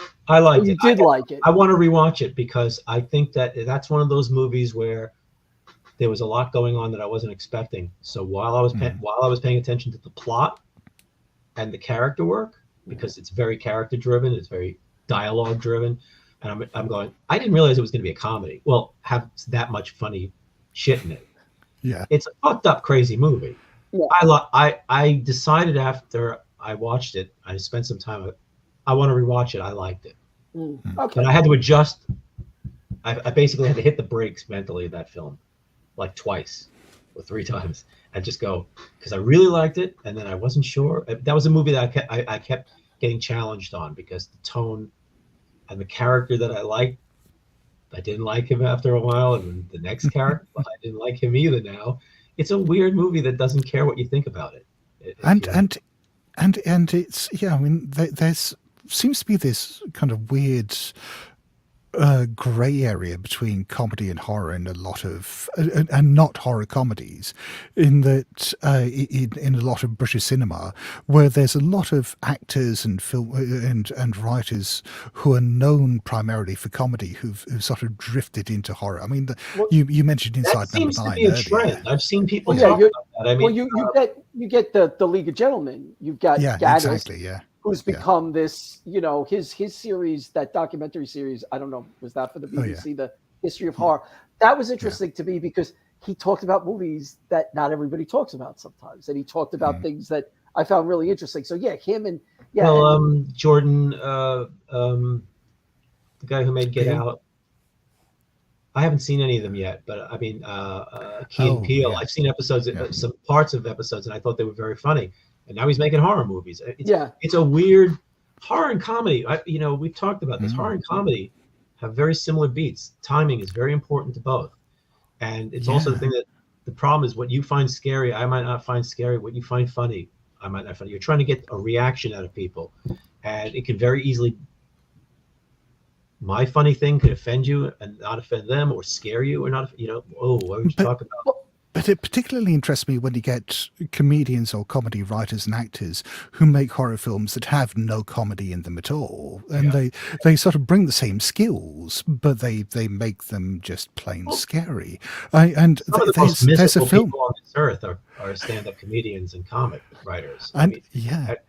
Comedians are tough, they're miserable, a lot of them. Well, I hate to say this, and this might be just because, whatever, but it seems like when you look at UK people, these people seem to be fans of the genre. When you listen to like when you listen to the thing about Inside Number 9 that I love, Evan, is it's an anthology show. You're not quite sure what you're getting each episode. It could be anything, and it does. Is it's there a an meta version. overarching? Is there a No, link? no. Okay. Well, no. The only Well, link is it takes place in a number 9. So maybe it's a number 9 building, and it means nothing. Okay. But the idea is you might get something that's like an Amicus thing, or you might get you get all these different genres, and they're playing with the meta versions of it. And I dig that. And when you hear them talk about it, they're such fans of it. I mean, when they talk about like old films, the passion for it, horror in this country. They're just, I made a horror film. I felt like doing a new one. And they always talk about Halloween or something like that. You know, they've got like 4 points. I mean, obviously this is not forever, but it's very funny that the podcasts that I listen to about horror always really do tend towards the UK. Yeah. Really? Yeah. I mean, the ghost, your podcast, the MR James podcast that I listen to. A podcast for the curious, is that? Yes, the Ghost Story Book Club. All the people who come on, if that's the one I'm thinking of, where they talk about a favorite short story, and they'll have Robert Aikman. I mean, you don't hear those names spit out in a lot of American stuff. But yeah, I mean. Well, you also don't seem to get we're not talking back at writers. You're not hearing a director of a film saying, okay, yeah, well, I read, Carl Edward Wagner, or I'm a big fan of Beaumont, and there's something. It just all seems to be whatever IP, or like the Exorcist film is getting terrible reviews. The new Exorcist trilogy that's coming out, and the first film came out, and people just hate it. And everybody says it doesn't feel like The Exorcist. It feels like they literally took everything that made The Exorcist great and threw it away. So I guess my point is the fandom, is that appreciation and love of this stuff, does that seep through more in other countries, and maybe we're not getting that there? I don't know. Yeah, I mean, I guess a lot of the people, I mean, this probably applies just as much to Jordan Peele, but a lot of the people here who've made that journey have come from television comedy and sketch comedy and so on. And I don't know if that's given them a different perspective. It's hard to make a blank statement about any group of people. Sure, of course. But America America does not have, we don't have the traditions. We're a young country with a lot of people who came here and changed their names and stopped talking about books and stuff like that. And we don't have the old buildings. That's why, you guys can film in old buildings and everything. We don't have the ghost tradition of Japan. We're a big country that doesn't read as much, maybe, but I don't know. I will argue that there is some fantastic American folk horror, exactly. I think American folk horror is a unique thing in that it does draw from all these different traditions, but through the filter of the country that America's become, and has turned into something utterly unique, and who we've killed off. Yeah, exactly. Yeah. To me, I wonder if the people in power that are making things are looking more towards, there's a certain amount of money you want to make. If it's a Hollywood or a bigger horror film, it has to have an IP, or it has to be something. The A24 stuff. Different machine. There is definitely a different machine in driving a lot of the known quantity horror films that you have in Britain. Scott, do you have elevated horror? Is there an idea of horror that is better than the shit horror? Because that's basically what we deal with here. Yeah, I mean, I like a lot of the A24 stuff, but I think, I don't know, the British approach, I think, is more, I don't know how to put it, but I think it's more just people doing what they want to do, because it's I think because, as you touched on, it's lower budget stuff and smaller studios and stuff like that. There isn't the financial pressure, and so maybe it is people having the people with ideas and visions who actually have the facility to bring some of these to life in a very perhaps modest capacity. When you watch the credits of a British film, there's usually like foundations and places that seem to be backing it, and America doesn't seem to have that. America has to think, we thank your family. There's a tradition in England, you know, correct me if I'm wrong, but I feel like there's more of a storytelling tradition in the professional sense. I think one you still big have difference. radio, you still have radio drama, radio narrative, radio readings of books, and things like that. And a lot it's of amazing that Doctor Who has survived so much in so much years through you know, radio stuff, through audio stuff. I think there's also certain traditions that, you know, we don't have. It's a smaller country.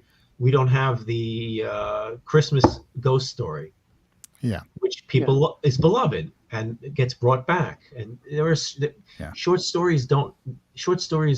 Well, you also have Hammer, and Hammer is very British. You know, that's the thing. You don't separate that. And Amicus and Trigon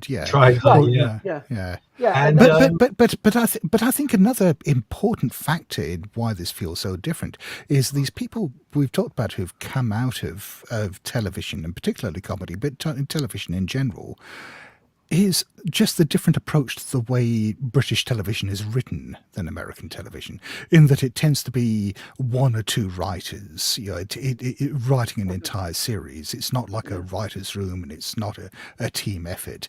This is someone who has got a vision, creates a very short television series, and you know that's what it is. And so that's, you know, how they hone their skills. That's how, when they get to the screen, you know, when they get to the big screen, when they make films, it is, you know, still, I think, that very personal, almost one-man approach or one-person approach. You also have, there's still a tradition of theater as very strong and fundamental in a lot of the actors that get big, that they come out of that. And I mean, I listen to BBC4 radio stuff, and it's pretty strong. There's a lot of good plus they go through a backstory. It's like short stories aren't famous in America like they used to be. We don't have the magazines. We don't have, you know, people used to know a story. You know, the Shirley Jackson story comes out, there's hate mail for it. That doesn't happen anymore. You know, it's a weird situation because the short story is where all the anthologies, TV anthologies and radio got a lot of their stuff. And we've murdered radio drama, which is why I'm really interested in the explosion of audio drama, for lack of, you know, that people can also make their own radio shows now. And the whole thing is the writing is so important. Well, I think that the thing is when you adapt something, when you're going from a book, I have a book, I have it's from a short story. To me, when I'm looking up something on the IMDb and I'm seeing who wrote it, and I think, oh, it's from something. Those adaptations have a lot to choose from, right? They could take, or they can't necessarily adapt everything. You're not doing the whole movie. You're not doing necessarily the whole story. So I feel that there's richer stuff in there. It's. I think Hitchcock was like, writers have to I want published stuff, because a writer will keep all their good unpublished stuff in their desk, waiting for the time to sell it just right. Right. So the best stuff you get from a writer is stuff they've already published. Don't look for that other stuff. And I wonder if that's true. I just wonder if we're just not. It's always to me about stories, that we're not really writing stories. Even if you're doing a half-hour anthology, you need a good story. If you're doing my jerk-off friends are going to be in the woods and we're going to do a movie, you need something. I mean, it does still happen every now and then. I mean, the adaptation of short story. I mean, it's a lot rarer now. But I mean, for example, Nathan Ballingrud, who Evan and I have gamed with. I know. I ended up being a fan of his. Yeah. Yeah. It did this fantastic book called North American Lake Monsters, which was turned by Hulu into a TV series called Monsterland a couple of years back, and they basically did episodes based on the stories of from that book, and so it was like. Yeah, unfortunately, it's never been shown in the UK. I've never been able to see it. It's funny though, but I gotta say that. When I see a bad or disappointing recent UK film, it's a different kind of bad. It's a more more ambitious kind of bad. Usually, there is story. There is story. It just seems to be there's another line for the poster. A more it's ambitious kind of bad. It's funny when I see when you see a bad British film that feels American. I forget who the guy is that made the really terrible films where he's watching horror movies and he's got a videotape. Oh, that guy. Right. We did one of his movies. I forget that guy. The one where everybody there's the future one where everybody has to run across a rope that's been spread out and they have to run while people are trying to kill them. He's dead. He passed away, but he made insane movies. And what was the name of the one that we did? Because I was thinking about that the other day. I forgot. Hold on, I think I still have the art for it. Oh, that's good. This movie was hilariously messed up. Hey, and this is a British one, is it? Yeah. Bloodstream. All right. He had this face kept showing up in Bloodstream, and it's like the movie is just him drinking beer and being terrible to his girlfriend, and then he goes crazy. And they show that he does all these films and he's kind of like an Andy Milligan type. He just made his films and nobody could stop him, and he was fine with that. 4.9. Hey, he's getting up there in the world. It's his movies are watchable but not good. But they're really that one's nuts. That one is just so bizarre. That one feels like a bad American film where somebody says, "What did you do? I stole a VHS tape. Okay, put it in." And it just has the feel. But it's like, I know this sounds crazy, but it's like, if I went through my list, because I'm a list maker, there's fewer films made in Britain, and it just feels like if they fail in an interesting way. Not all of them. Some of them are just absolute crap. Oh God, yes. Can you think of an example? Exactly? Well, look at for me, Ghost Stories. I don't think it's a good film, but it's a well-made film with good intentions, and it's just not. I'm sure there's some cheap. Somebody's making. I've seen terrible British films. There was one based supposedly. Rawhead Rex, was that British?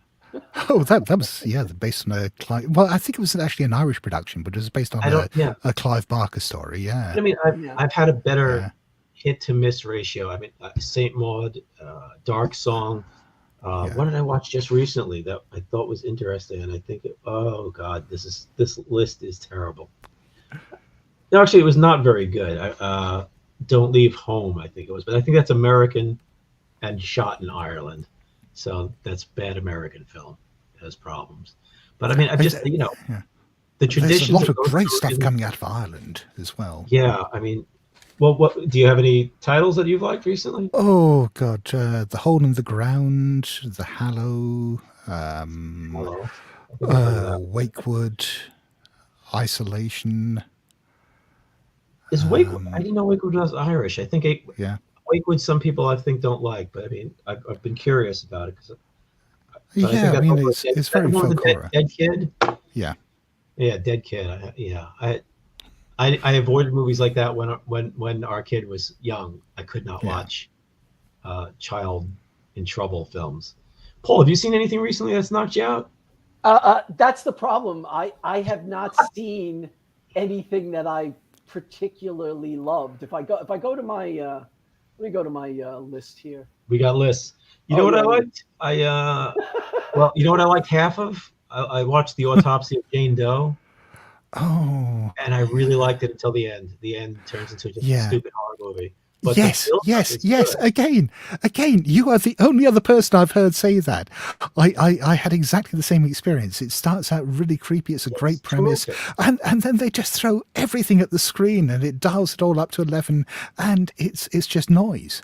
It's no good. It's just some of the stupidest tropes. First, they got a movie that feels sort of original.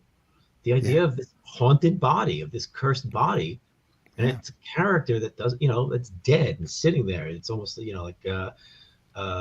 has the weird feeling of the Twin Peaks girl who's dead, who you don't see moving around for a while, Laura Palmer, but she's always there. And the character, and it's a detective. It's an occult detective story, which these two characters, well played, in a decent sets, small, but they just felt they had to jack it up and have fighting. And once the zombies show up, it just, and I mean, I like that stuff. I want to see crazy zombie stuff too, but this film wasn't. It was like getting a different, the wrong screw. It was a jarring tonal shift. Yeah, and it just felt like a decision. Well, we have to have some. We got to have action. It was just such a cop out to a really good setup. I mean, they had me for an hour, and then it was so fucking dumb. It was just direct to video stupidity, in my opinion. Afterwards. But if you enjoyed that, have you seen on Netflix Guillermo del Toro's Cabinet of Curiosities? I have not seen a lot. I've only watched. I watched one throughout that I loved, the Mandy director one. I enjoyed that because it was beautiful looking. And then the Witch House one, I turned off because I was offended by it. Yeah, there are some awful episodes, but the one I was going to recommend was The Autopsy, based on the Michael Shea short story. Oh, really? Which is, The Autopsy is one of my favorite horror stories, and they adapted it really well for this, and it is creepy as fuck. It's got F. Murray Abraham in it.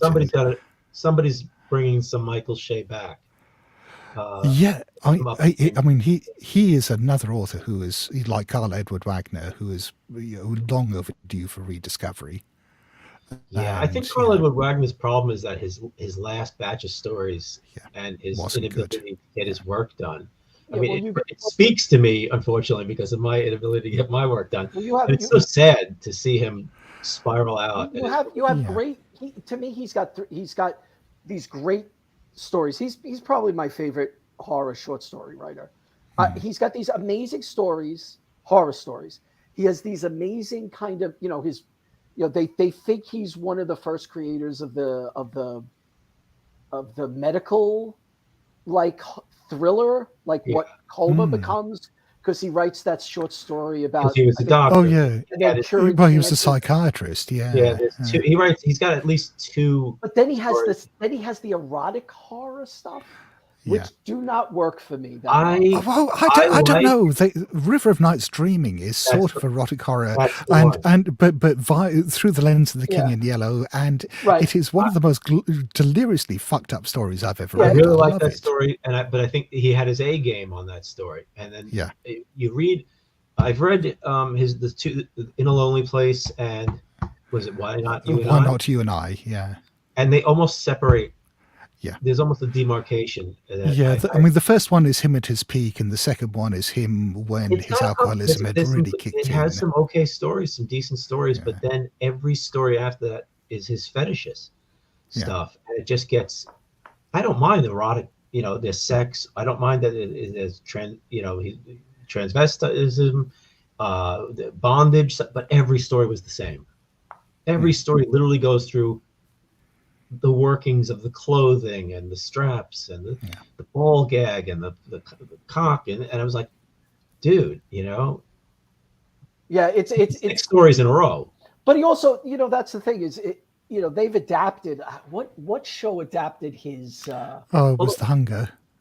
Yeah. Although it was fascinating to see somebody go down a road like that, to just to see a very clear path where somebody was obsessed with something.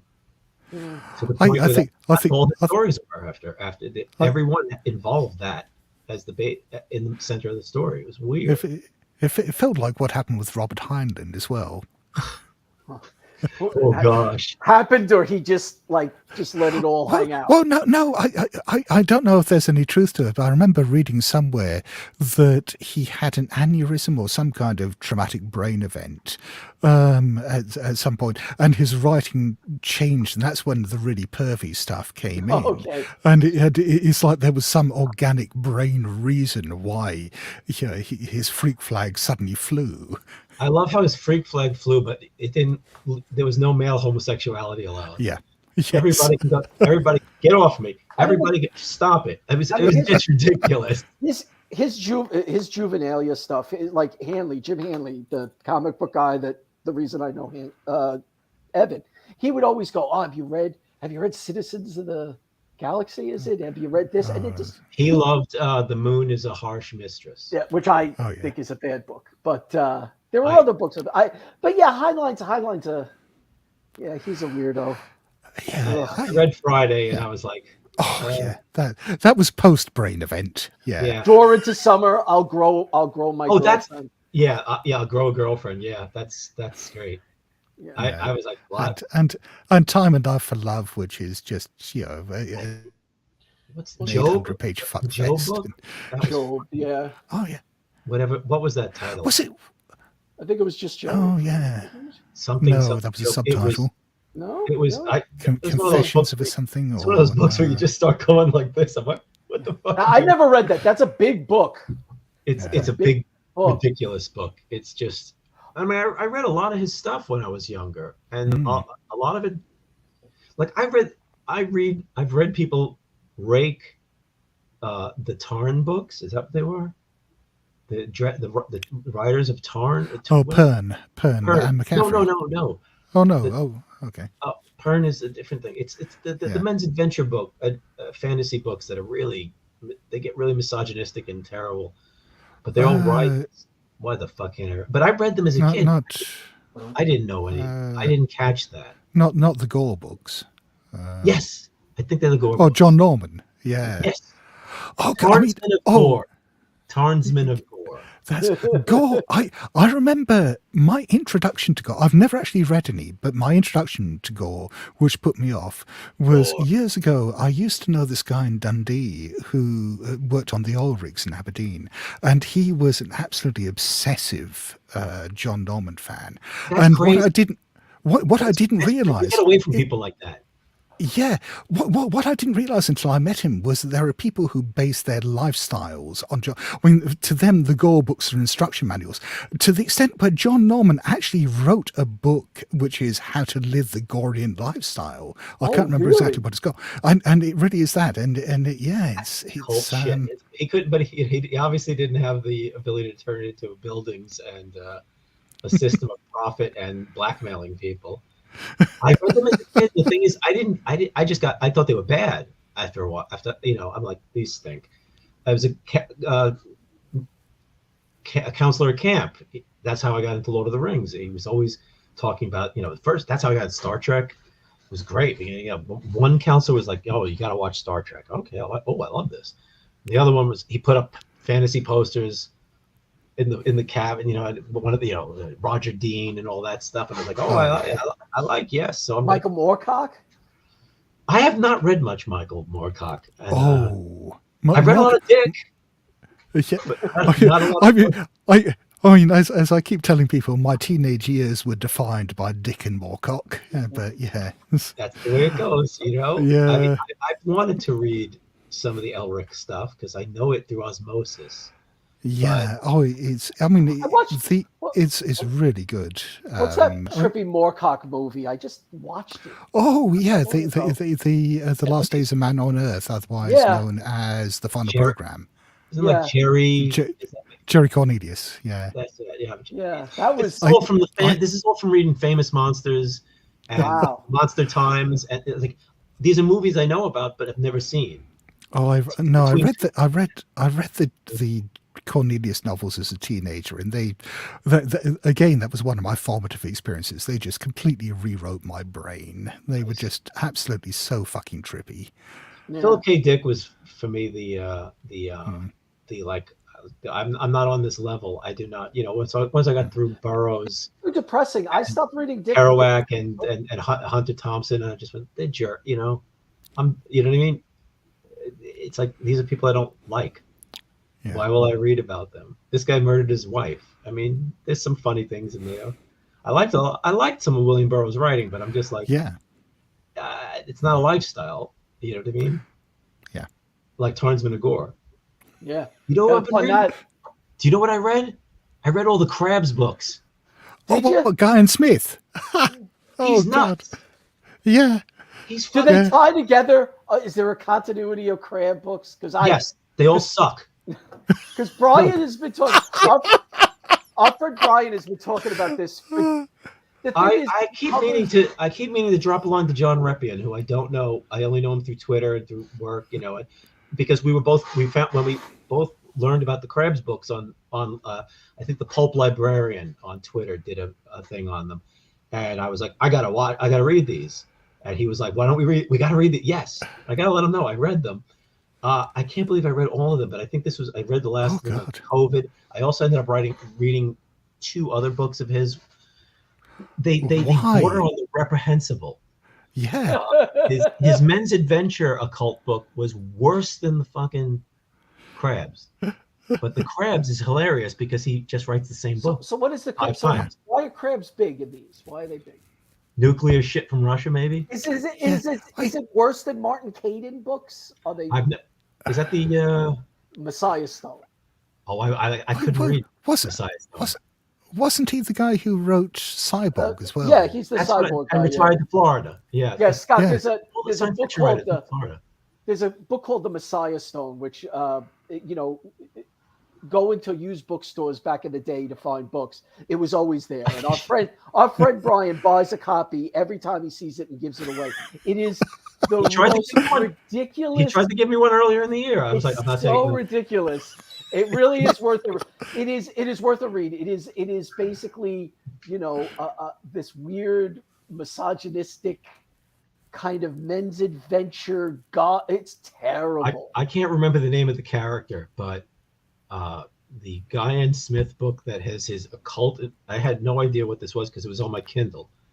Sarah downloaded all the Krebs books for me, and a couple of others snuck onto the fucking, like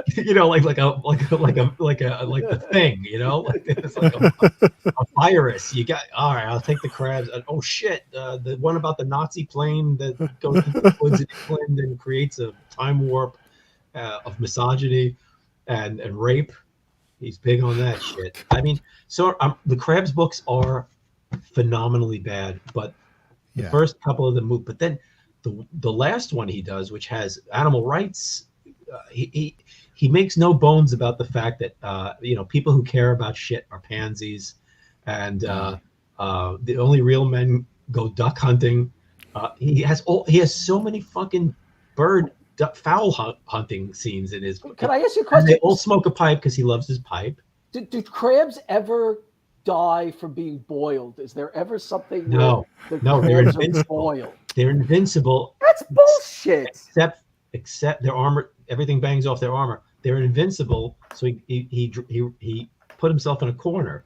He didn't know what to fucking do to get rid of them. So they all got cancer.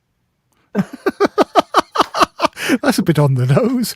I'm not making it up. Yeah, actually, I never thought of that. So they all enter and die. But I think in the second book, they all get led to an island, which suddenly it was like a movie. There's a ton of them, but then suddenly there's like 20 crack crabs. The best fighting crabs show up. And they burn them. They set everything on fire and burn them. The same characters are in the rest of the books. The same situations. They never use fire again. What are we gonna do? But the books revolve around one each other. Here's what was happening.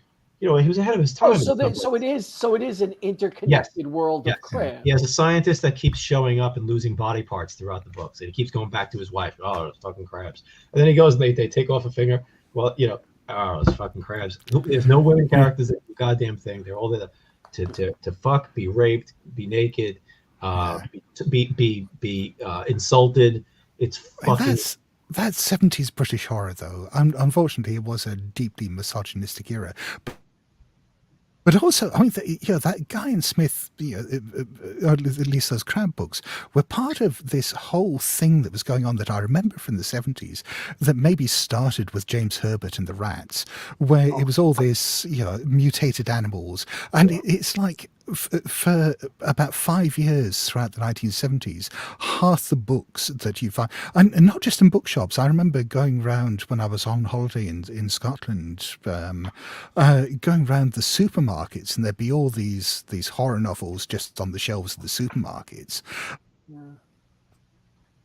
And they'd all be these mutated animal books. They'd be, the James Herbert Rat books, the Guy and Smith crab ones. Nick Sharman wrote one about cats, and there was dogs. And there was just dogs.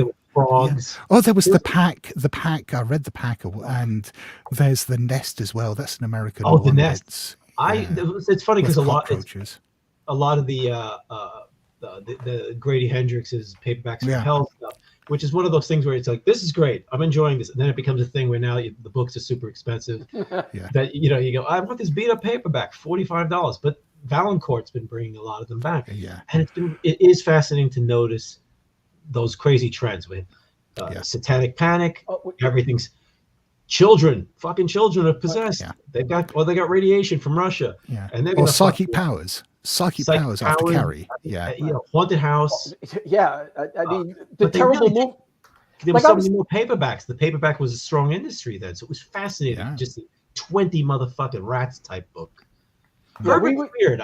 He's somebody I don't know what his reputation is. Did he write The Dark? Is he the one that wrote The Dark? Yes. Yeah. That was. Yeah. I mean, I've. Oh yes. The something. He was big on the something. Yeah. That was basically the format of most of his stuff. The Fog was the first one of his I read as a teenager. I remember it sort of scared me that it had some weird shit in it. Yeah. But I haven't revisited him. I haven't read any since I was a teenager. I remember absolutely loving his stuff, back then. But he's, I don't know. Maybe I should give him another try and see. Here's a question for him, Evan. Oh, cool. Being British, Richard Lehman. Yeah, I mean, Richard Lehman. I mean, he was American, but he was much bigger over here than he was. No one knew. No one. You couldn't find his book. Yeah, I'm not a fan. I've only tried reading a couple of his books and I bounced off them. Yeah, I've read about 30 of his books, and his mother. Didn't your mother give them to you? No. There's a story where my mother, who was into horror novels and movies when I was a kid, she would it wouldn't be appropriate. She would somehow say, "Oh, I'm reading this book, and there's monsters in it, and they got mouths on their cocks," and I'm like, "What?" Like my mother would tell me, "That's crazy. It makes no sense." Now that I'm like 12 or 13 years old, when I hear this. Fast forward, I'm in my late 20s. Sorry, I just want to believe for a moment that was your sex education. No, thank God. But I'm reading this book, and I read the end of it. I'm getting to this part, and it's like, and I go, oh my God, it's the seller. I had looked for this book. I bought this book in Providence. I found it in Providence. Finding a copy of it was insane in the 90s. And I threw it across the room. I said, "This is the book my mother was telling me about when I was really young." Monsters with this is the funny thing, though. I mean, everybody's free to do the most wild shit nowadays. Even with, we have censorship. We have a lot of problems. We have Christian nationalists stuff doing shit. But when you get people saying this is retro horror, the 70s was fucking nuts, and they don't know it because they didn't live through it. Yeah, and that's not me going, I'm not proud of the fact that I'm 58 years old. Okay. Yeah. It's just that's when we grew up, and shit was those books were fucking crazy. Yeah, they were. You can't reenact underground comics for good or bad. I'm not even a huge fan. Yeah. You can't reenact the Satanic Panic films because it was culture and it was the drugs at the time, and it was also a lot of people for the first time were able to have nudity and sex and drugs and gore in the movies. So shit was going crazy, and they needed product like crazy. They were churning books out. They were churning comic books. They were churning fanzines. They were churning movies out. It just wasn't the same era. It's not that you're trying to get a look. We've talked about this before. But the people back then were doing batshit stuff. Yeah. Sometimes cynically, but people were. It was a burgeoning time. It was a time of freedom and people testing boundaries, and we don't have that the same way. Look, if the thing is with Richard Lehman, for you can't make yourself a 70s person. He is so crazy as a writer. Yeah. He is. It's not like anything. He's not good. necessarily. Although I find his books just to tear through them. They're It's page turners. Unbelievable. Stephen King with no conscience, without a conscience. That's what somebody said. And we don't get. The thing is, it's like, we don't get everything now. We don't get these films that are just like, holy shit, this is insane. No one's making films that they want to ban like they did in the 70s. Yeah. Because but I feel, and there's a different mindset, and you can't. It's very hard to say that's just like a 70s film. And it's like, no, it's not, because the people who made that, Mary Woronov and all those people, were very different people. Yeah. Paul Bartel, very different people. I mean, the people who came up during the 70s, colleges were different. I mean, it's just the way it is. In the future, when people say we're making, to be honest, it feels like fashion hasn't changed much in 30 fucking years, and music doesn't feel like it's changed all that. You know what I'm saying? That I don't know what the 2000 to 2010 horror movies feel like. But with horror fiction as well. I mean, the stuff that was published in the 70s. I mean, I think you touched upon it that it was commercial pressures. I mean, it was pornography. Yeah, that's right. It filled the same niche. It was shorter. It was urgent prose. There was nothing wasted about them. And I mean, that's both a good and a bad thing. I mean, being able to sit down with a 150-page paperback that's just nothing but action is a gidding experience. But you can't live on it. It's junk Here's food. the other thing, though. I mean, you can't reenact the 70s because these were horrible books to read for the average woman who oh god, yeah. they're sexist and racist. I mean, that's what they are. I mean, it was horrible. And Layman's such a weird example, because women had no fucking role other than ripped apart. It was just a slasher movie. It was pure 70s slasher movie. And Richard Layman's this guy who has these strong female heroes in all of his books getting treated absolutely horribly through it. It's an amazing thing. I hate to be that guy, guys, but we are on about 3.5 hours. Whoa. We might want to think about wrapping up soon. Yeah, I got some inking to do, and Scott might have work to do, because this is our working hours, right? No. Well, yeah. I mean, it's late even for me. It's 4:30 a.m. now. So. See, yesterday I got up at 7:30 at night. But one thing I'd like to say is that if I didn't get to your questions, I'm sorry. We're a lot of talking guys here tonight. And another thing, though, I don't know if you know this, Evan, because you're not seeing this, but we have a really good conversation between the people watching, talking about film. That's awesome. So there was a lot of discussion and stuff. And and Scott, you brought a lot of people from over the pond. I like over the pond. Fantastic. So thank you. So so people had to go to bed because they were saying it's 4:00 in Scotland or something. That was great. Cool. This was absolutely great. I've had an absolute blast talking to you too. If we didn't get to some things, I apologize, because I derail. I'm happy because I have a handful of movies that I watch. I got a list. And so have I. I've been writing them all down. I didn't even talk about the things I was going to talk about. Well, we'll do this again, Evan. Real quick. Incantation, Taiwanese film. 20. Oh yeah, yes, I reviewed that last year. I think had some problems, but Sarah suggested they watched it, and I was like, this is interesting. Shanks. Yes. Here you go. We never got to the mimes. Marcel. Yeah. Directed by William Castle. William Castle's last film, I think. Or terrible. Last one. I've always wanted to see Shanks. It creeped me out, the commercials for it as a kid. The thing is, it's tonally all over the place. It doesn't make a lot of sense. It sometimes feels like a kid's movie, sometimes feels like a fantasy movie. Sometimes has weird, disturbing images that are almost sounds good. Incredibly boring. It is sometimes. There are times where literally it's like this guy's walking across the room. He's just shanking. He's just shanking across miming and shanking. It is a mime. So since it isn't really available to stream for free, you got to pay for it on thing. I would say skip it as your unless you're a complete mime completist asshole. It's the only. Is it? Well, you know what? It's not the only horror mime film because there's that really weird one that Richard Lynch is in, and he's the mime in the circus. Right, which I didn't finish. It didn't like. That was I finished it. That's me. I'll finish it. I'll watch almost anything. Yeah, the I turned Mangler. out my kids the same way. Oh, really? The Mangler. My kid's a Mangler. Don't do a Don't turn it Mangler. off. Gotta watch the whole thing. I still haven't finished the Mangler because we spent more time arguing about turning off the Mangler once than probably the movie ran. We could have watched the Mangler 1 and 2 before we got. It was like I was like, no, we're not turning off the Mangler. It was like 12 angry Mangler people. It was so funny.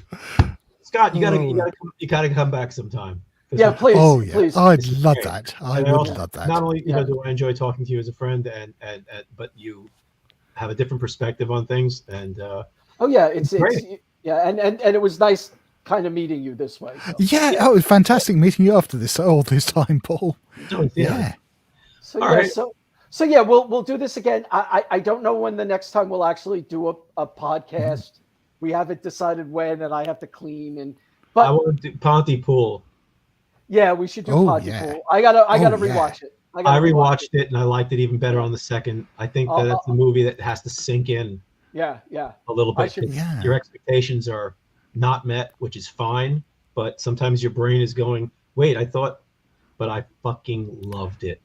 It was like Mungo for me. It's like things really. It's just so much fun. There's this weird semi-sequel that I'm afraid of. And there's of course there's the novel it's based on as well. Pontypool changes everything. No, the funny thing is I watched the Pontypool, a bad Pontypool kind of a zombie radio thing, and Patricia Tolman's in it. That's one of the things that sold me on it. It's not good, but it's kind of like it is dollar store Pontypool. I think it may have come out first. It's directed by Corbin Burnson. Don't get too crazy running for it right now. Because of that, but after that, I was like, I gotta wash my head out with the real thing, and because I love radio, I like the idea of, and I'm a big fan of the Peoria Plague, which is a 1970s mystery, Night of the Living Dead meets War of the Worlds. The people at this station put together a zombie plague hour interrupting their music show. And they did not tell people they were doing it beforehand. Oh, nice. And nobody knows who made it. Supposedly some students are in it, and it's actually kind of freaky at times. They describe it, but it's a lot like Pontypool. The guy who's on the radio is getting reports in from all over Peoria, Illinois, and you've got some of the people who worked at the station are there.